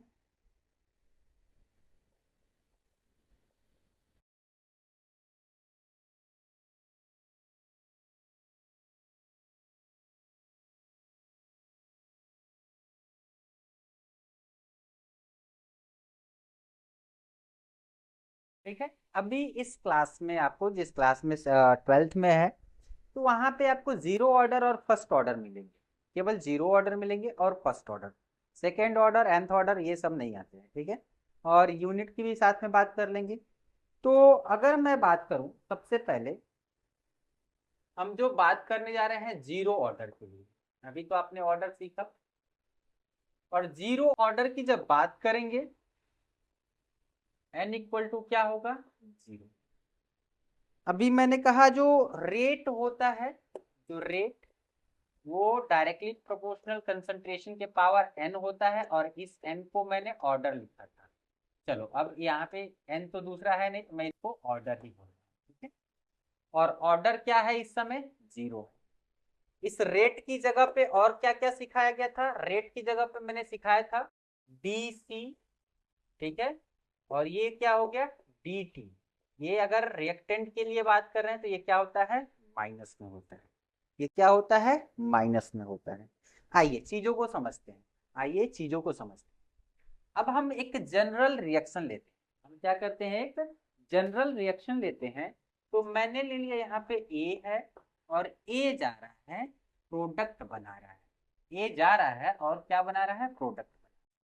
तो इसका रेट लिख, तो रेट कैसे लिखा जाएगा, अगर हमारा ए के टर्म में है, ध्यान से देखिएगा, अगर हमारा ए के टर्म में है, तो हम थोड़ा सा और नीचे कर देते हैं और इसका रेट लिखते हैं यहाँ पे। अगर हमारा ए के टर्म में है तो लिखा जाएगा डायरेक्टली प्रोपोर्शनल, और इनके कंसंट्रेशन के पावर में क्या आ जाएगा, कंसंट्रेशन को ये दिखा रहा है, पावर में कितना आएगा बच्चों, जीरो, क्योंकि यहाँ पे एन आता था और एन की वैल्यू क्या है, जीरो है, एन की वैल्यू।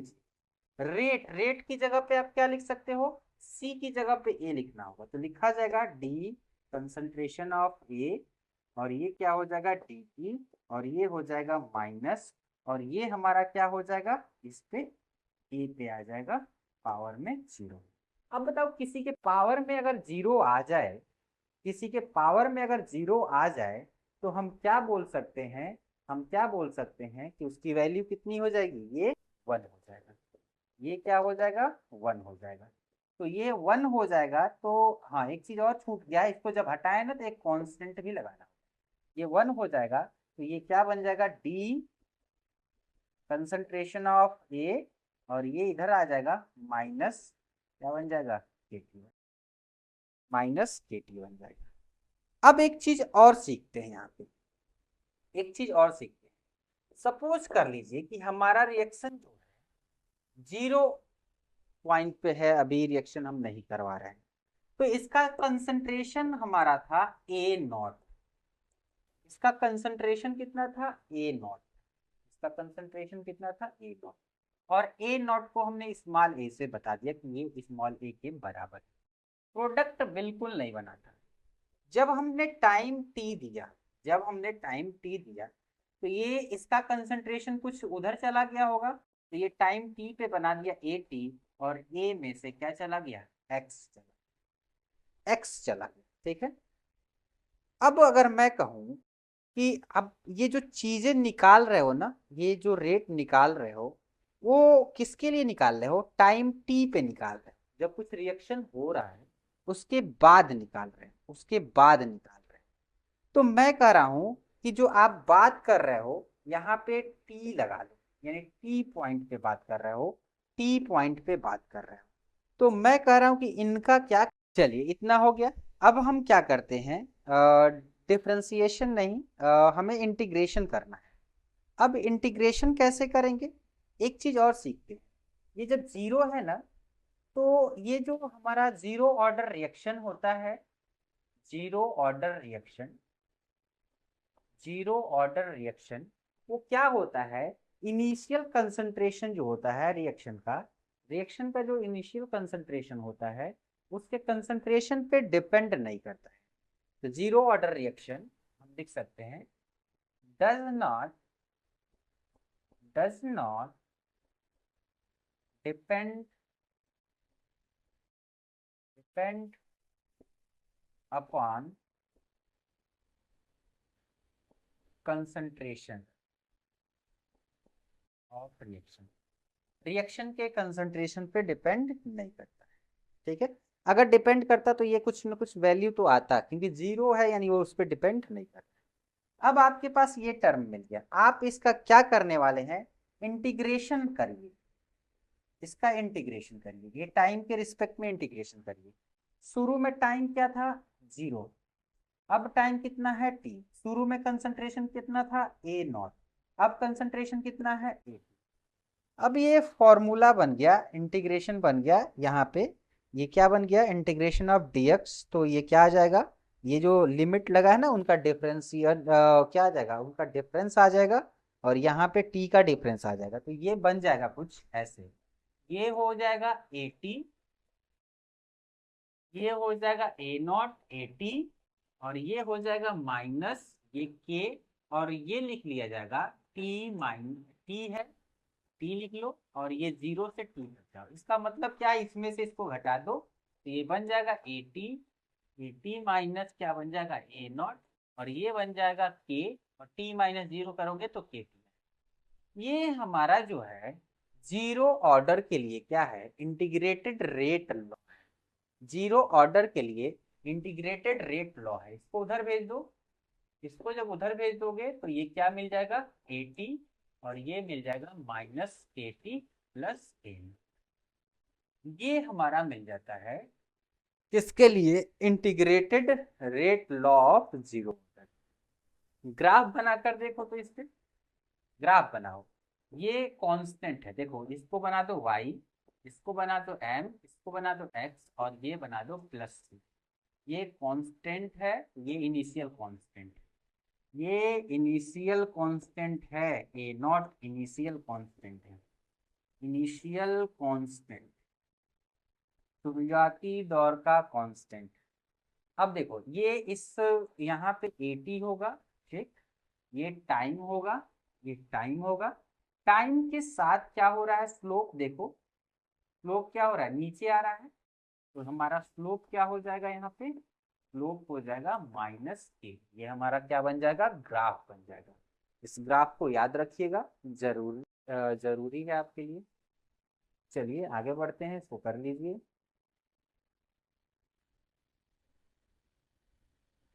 अब हम पढ़ने जा रहे हैं इसी का हाफ लाइफ पढ़ने जा रहे हैं, इसी का हम लोग क्या पढ़ने जा रहे हैं, हाफ लाइफ पढ़ने जा रहे हैं। तो हाफ लाइफ में कैसे देखना है, तो आइए अब बताते हैं। हाफ लाइफ में रिएक्शन का हर पार्ट आधा हुआ रहेगा, रिएक्शन का हर पार्ट आधा हुआ रहेगा। इसको ले लीजिए स्क्रीनशॉट, वो चीजें हमें चाहिए, बाकी सब हम हटा दूंगा, ठीक है, ये स्क्रीनशॉट ले लीजिए। फिर मैं आगे बढ़ता हूँ। अब मैं यहाँ पे आपको बताने जा रहा हूँ कि रिएक्शन जो है ना, अब सब कुछ आधा हुआ है, ठीक है, आधा बस पहुंचा है, ए नॉट है। अब ए टी पे क्या बना है, ए नॉट अपान टू बना है, टाइम कितना हुआ, आधा टाइम। तो आपको क्या करना है, अब मैं थोड़ा सा यहाँ से हटाता हूँ, ये हाफ लाइफ है, किसके लिए, half life, half life for zero order, zero order के लिए हाफ लाइफ है। टाइम टी पे सब आधा हुआ है, शुरू में ये नॉट था, टाइम टी पे आधा इसका उधर चला गया, आधा बस। तो आप उसमें पुट कर दो ना, आप उसमें पुट कर दो, आप इसमें पुट कर दो, ए टी की जगह पे रख दो ए नॉट अपान, ये पहले लिखते हैं ए टी, और ये माइनस में है ए नॉट, और ये माइनस क्या हो जाएगा के। ए टी की जगह पे क्या लिखना है, ध्यान से देखो, ए टी की जगह पे लिखना ए नॉट, टी की जगह पे लिखना टी हाफ, तो ये हो जाएगा ए नॉट अपान टू, और ये हो जाएगा ए नॉट, और ये हो जाएगा माइनस, और ये क्या हो जाएगा टी हाफ। अब देखो ये क्या आ जाएगा, ये क्या आ जाएगा, ये आ जाएगा ए नॉट अपान टू माइनस में, और ये माइनस क्या हो जाएगा के टी हाफ। अब देखो माइनस से माइनस प्लस में हो जाएगा, और ये टी हाफ निकल जाएगा, इसका टी हाफ इक्वल टू निकल जाएगा ए नॉट अपान टू के। ए नॉट अपान 2k, ये हमारा क्या हो जाता है, निकल कर आ जाता है। कर लीजिए इसको, फिर हम आगे बढ़ते हैं।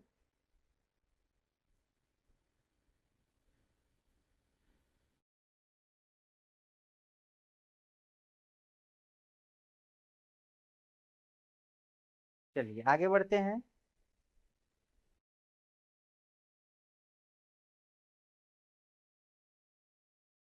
अब हम बात करने वाले हैं यूनिट की बात कर ले। अगर हम यूनिट की बात करें तो क्या हो जाएगा, यूनिट की बात करें तो एक काम करते हैं, यूनिट के लिए हम एक जनरल रिएक्शन पे कैलकुलेट कर लेते हैं। उसी से हम पता कर लेंगे फर्स्ट ऑर्डर के लिए क्या है, सेकेंड ऑर्डर के लिए क्या है। इसको मैं ठीक है, यूनिट की बात करते हैं। तो आप सपोज करिए कि हमारे पास कोई रिएक्शन है, उसका रेट क्या है, उसका रेट क्या है, वो सी पे पावर एन। एन क्या है, ऑर्डर है, अभी मैंने जस्ट बताया। एन 0 हो सकता है, 1 हो सकता है, 2 हो सकता है, कुछ भी हो सकता है। इस आर की जगह पे क्या लिखते हो, आप लिखते हो सी, अगर कंसंट्रेशन के रिस्पेक्ट में चल रहा हो, और ये लिखते हो टी। डी के साथ चलते तो कोई बात नहीं। और ये हमारा हो जाएगा के। ये हम रेट कांस्टेंट का यूनिट निकाल रहे हैं, रेट कांस्टेंट का यूनिट निकाल रहे हैं, देख लेना। रेट कांस्टेंट का यूनिट निकाल रहे हैं, ये देख लीजिएगा, जरूरी है।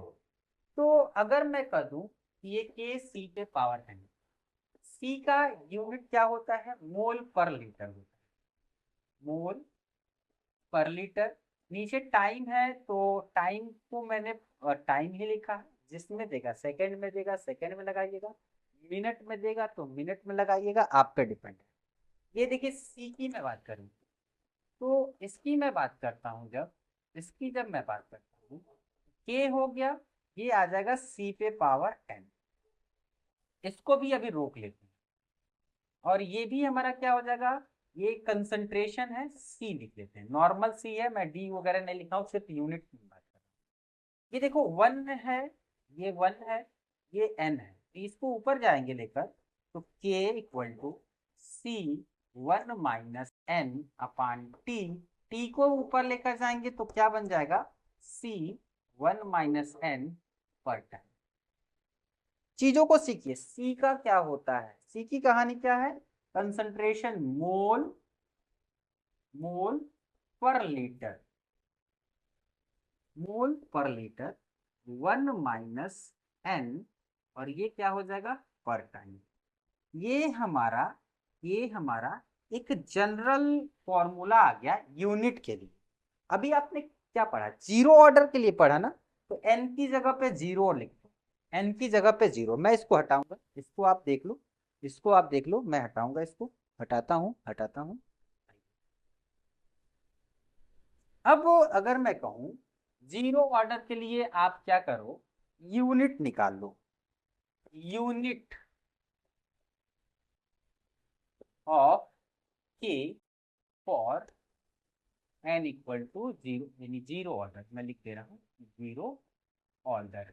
ठीक है, अगर मैं इसको लिख देता हूँ, अगर मैं इसको लिख देता हूँ, तो आपको क्या करना होगा, लिखिए के यहाँ पे, ठीक है, फिर लिखिए यहाँ पे मोल, लगा दीजिए, कोई दिक्कत नहीं है, पर लीटर है, लगा दीजिए, एन, एन कर है 1, और यहाँ पे एन की जगह पे आप जीरो रख दो, और टाइम की जगह पे पर टाइम लगा दो, कोई दिक्कत नहीं है।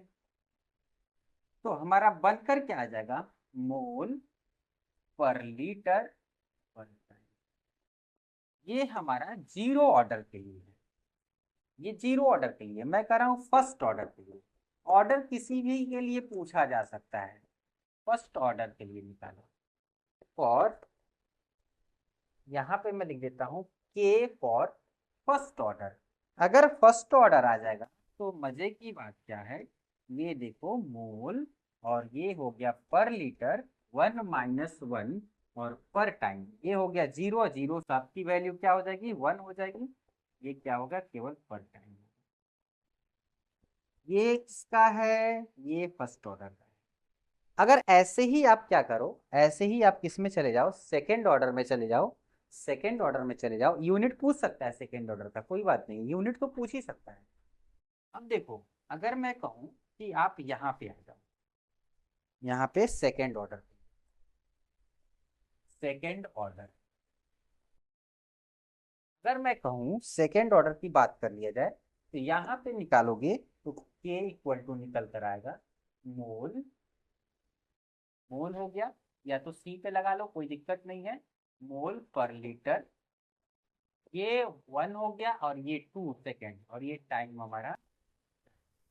तो इसका मतलब क्या हो जाएगा, या ध्यान दो, ये हमारा क्या हो जाएगा, ये -1 आ जाएगा, यहाँ पे -1 का मतलब क्या हो जाएगा, मोल, मोल हो गया, और ये क्या हो जाएगा माइनस में, ये हो जाएगा लीटर, और ये हमारा क्या हो जाएगा, लीटर को ऊपर भेज दो तो लीटर, ठीक है, लीटर लगा दो, मोल को भी ऊपर भेज दो तो मोल पे क्या आ जाएगा माइनस, और ये क्या हो जाएगा पर लीटर पर मोल पर टाइम, या पर मोल लीटर, आप ऐसे बता सकते हो, ऑर्डर निकाल सकते हो। अब हम बात करते हैं किसके लिए, फर्स्ट ऑर्डर के लिए, फर्स्ट ऑर्डर के लिए बात करेंगे, और आज इतना ही फर्स्ट ऑर्डर करके रहने देंगे, उसके बाद अगला पार्ट हम नेक्स्ट डे आपको बता देंगे।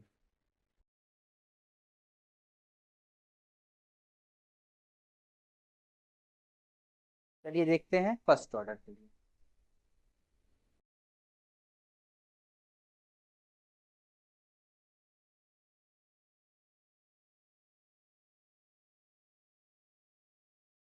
अगर मैं कहूँ फर्स्ट ऑर्डर के लिए, तो अगर रिएक्शन हमारे पास ए है और ये बी में एक प्रोडक्ट बना रहा है, कुछ भी बना है, उससे हमें क्या करना है, चलिए हम कह रहे हैं कि हमारा जब टाइम 0 था यहाँ पे, तब ये ए नॉट था, और इसको ए नॉट को ए के इक्वल हमने कर दिया, ठीक।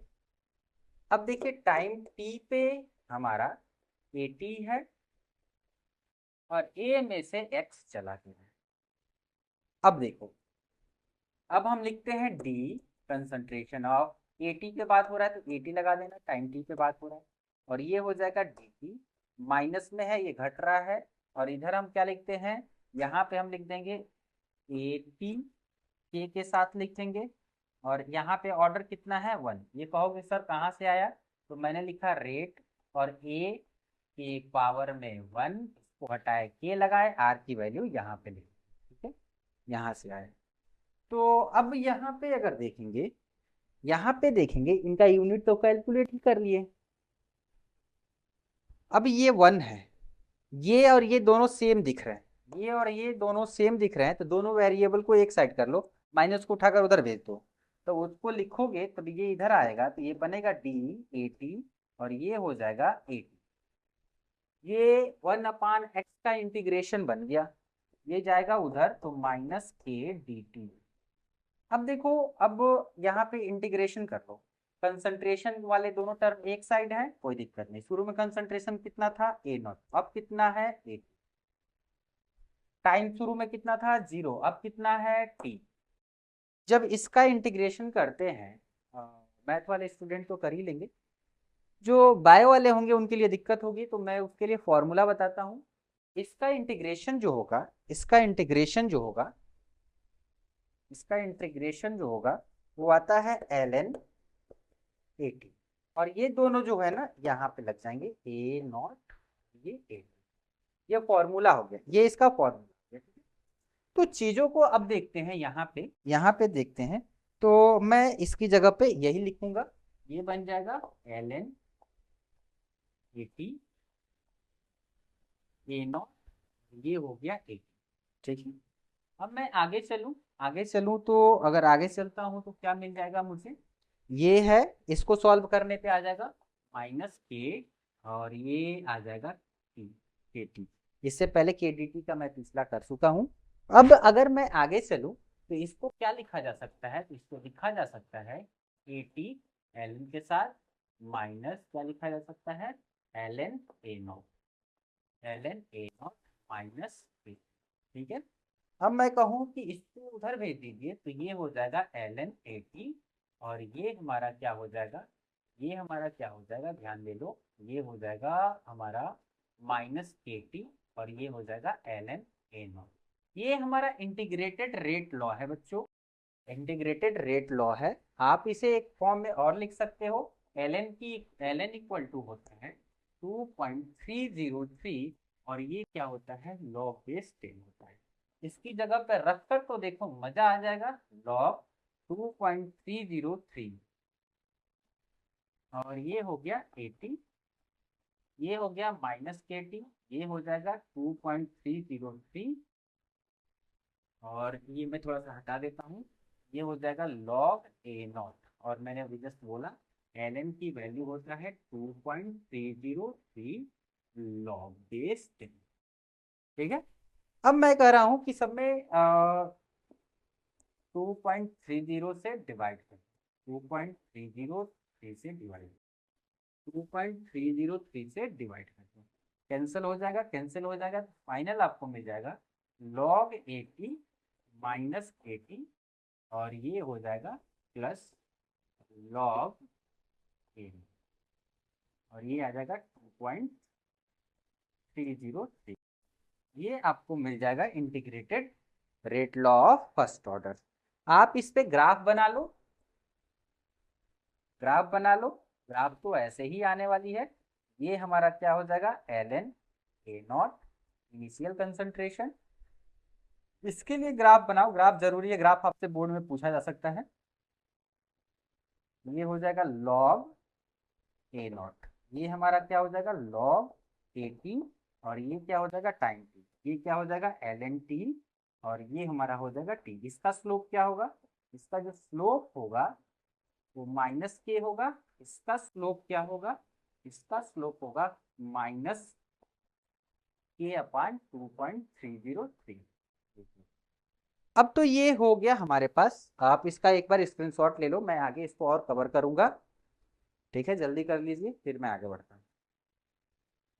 चलिए आगे बढ़ता हूँ, मैं इधर हटाता हूँ, इसका भी हाफ लाइफ है। अब अभी मैंने जो रिएक्शन लिखा था उस रिएक्शन को देखिएगा, उस रिएक्शन को देखिएगा। मैंने जो रिएक्शन लिखा था उस रिएक्शन को ऐसे लिखा, ये था ए से प्रोडक्ट बना था, अभी जस्ट मैंने लिखा था ए नॉट इक्वल टू ए और ए टी इक्वल टू मैंने लिखा था ए माइनस एक्स। ये टाइम हमारा 0 था और ये टाइम टी।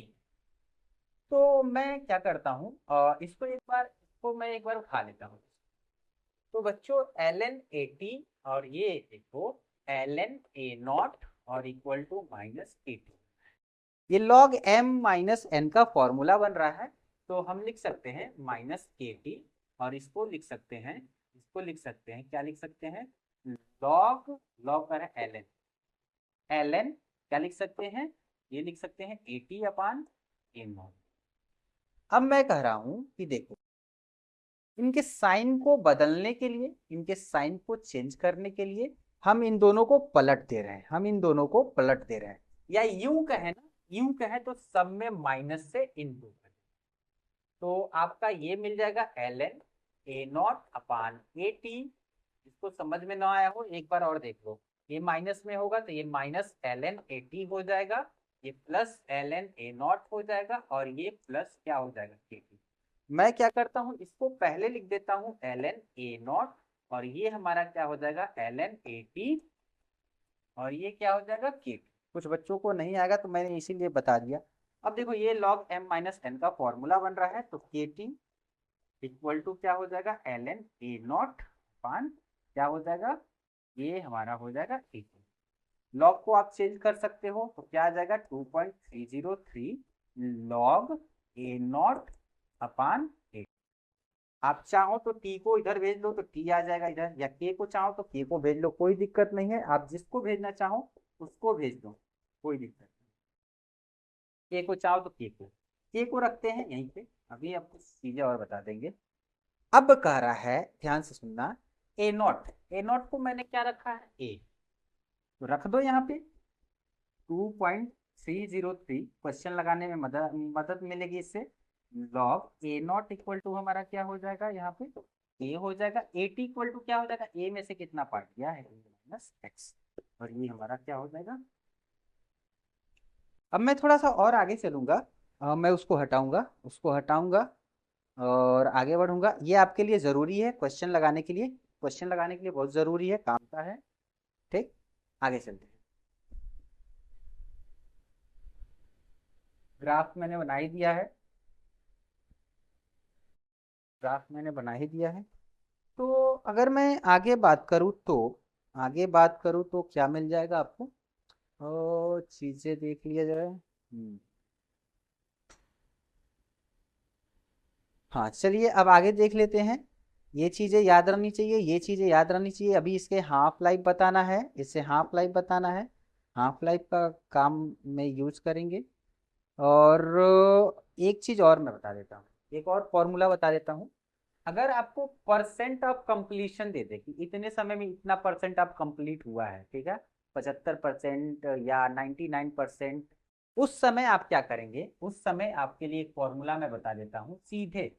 के इक्वल टू, क्योंकि यहाँ पे हमारा हो जाएगा के इक्वल टू, अगर ये 2.303 और ये हो जाएगा टी, और ये हमारा हो जाएगा लॉग, और ये हम क्या लिखते हैं यहाँ पे, हम यहाँ पे लिख देते हैं 100, और ये हो जाएगा हमारा क्या, 100 - x। देखिए सिंपल क्या करना है, x कितना परसेंट कंप्लीट हुआ है, जैसे कह दिया 99.9% कंप्लीट हुआ है, तो यहाँ पे 99.9% रखेंगे। तो अगर k की वैल्यू दी है तो t निकल जाएगा। अगर t निकालना है तो t को यहाँ पे कर दीजिएगा। जैसे कह दिया कि 10% कंप्लीट हुआ है, तो यहाँ पे 10 रख दो, सॉल्व कर लो, ये 100/90 आ जाएगा। आप सीधे यहाँ पे जो जितना परसेंट बोल देगा कि इतना परसेंट हमारा कैलकुलेट हो चुका है, कंप्लीट हो चुका है, सीधे यहाँ पे रखिए उतना परसेंट, और 100 में से घटा दीजिए, और यहाँ पे जो के की वैल्यू पूछे के की, टी की वैल्यू पूछे तो टी की लगा दीजिए, कोई दिक्कत नहीं होने वाली है। ये बहुत अच्छी चीज है। अब देखिए, अब मैं लेता हूँ हाफ लाइफ। कभी कभी क्वेश्चन जो है ना हाफ लाइफ के टर्म में पूछ देता है, दे देगा ऐसे और हाफ लाइफ के टर्म में पूछ देगा। अभी इस बार जेई मेन में क्वेश्चन आया था अभी, जो पेपर पिछला हुआ था। तो मैं क्या करता हूँ, यहाँ पे चीजों को ले लेता हूँ और हाफ लाइफ की बात कर लेता हूँ, हाफ लाइफ की बात कर लेता हूँ। अगर मैं बात करूँ हाफ लाइफ की, तो हाफ लाइफ में क्या हो जाएगा, देखिए सब कुछ आधा हो जाएगा। यहाँ पे ये कितना होगा, A0/2।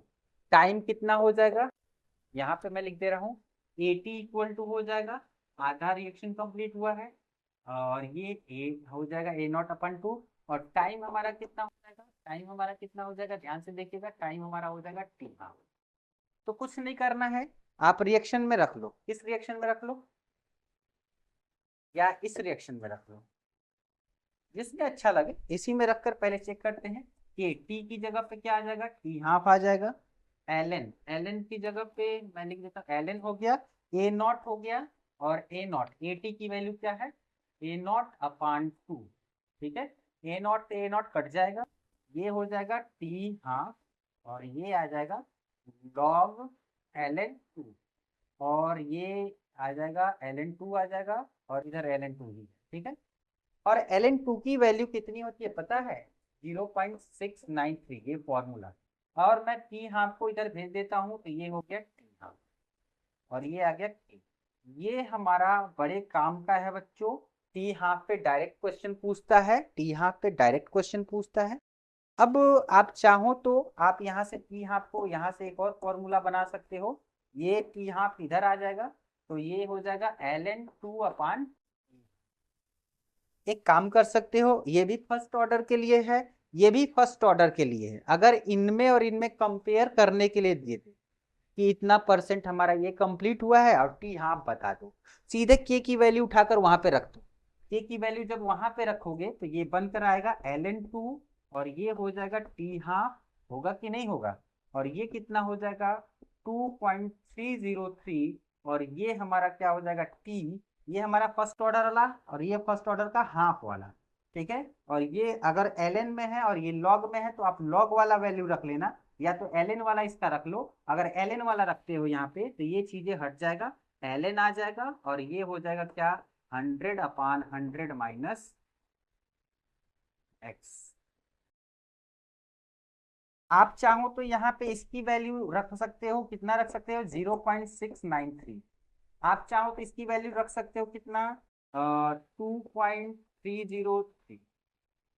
इन दोनों में अगर इससे चलोगे ना तो ये जो आंसर आएगा ना, टी बताएगा कितने समय में टी हाफ होगा। तो आइए कुछ चीजें हम यहाँ पे लिख देते हैं जो आपके डायरेक्ट एग्जाम में काम आएगा। अगर मैं कह दूं कि आपका टी, अगर रिएक्शन टी 75% तक चला गया है और पूछ दे टी हाफ कितना है, अगर आपका रिएक्शन कितना कंप्लीट हुआ है, 75% कंप्लीट हुआ है, तो टी हाफ उसमें कितना लगेगा। तो डायरेक्ट याद करवा देते हैं यहाँ पे। आप चाहो तो यहाँ पे कैसे निकाल सकते हो, 75 रख लो, यहाँ पे 75 रख लो, कोई दिक्कत नहीं है। 75 रख के सॉल्व कर लो, सीधे आएगा यहाँ पे 2 टाइम ऑफ टी हाफ। अगर टी 87.5 आ गया तो 3 टाइम ऑफ टी हाफ। अगर रिएक्शन 99.9% हो चुका है तो 10 टी हाफ आएगा। ये आपके लिए डायरेक्ट बेनिफिट वाला क्वेश्चन है, ठीक है। लगाना नहीं पड़ेगा, ऑप्शनल अगर आ सकता है ऑप्शन में तो आप सीधे टिक कर दोगे। तो ये था हमारा क्या, फर्स्ट ऑर्डर तक हो चुका है, और इसका सेकेंड पार्ट हम देखते हैं कल अपलोड कर देंगे। तो आज के लिए इतना रहने देते हैं, ठीक है बच्चों, आज के लिए इतना ही रहने देते हैं।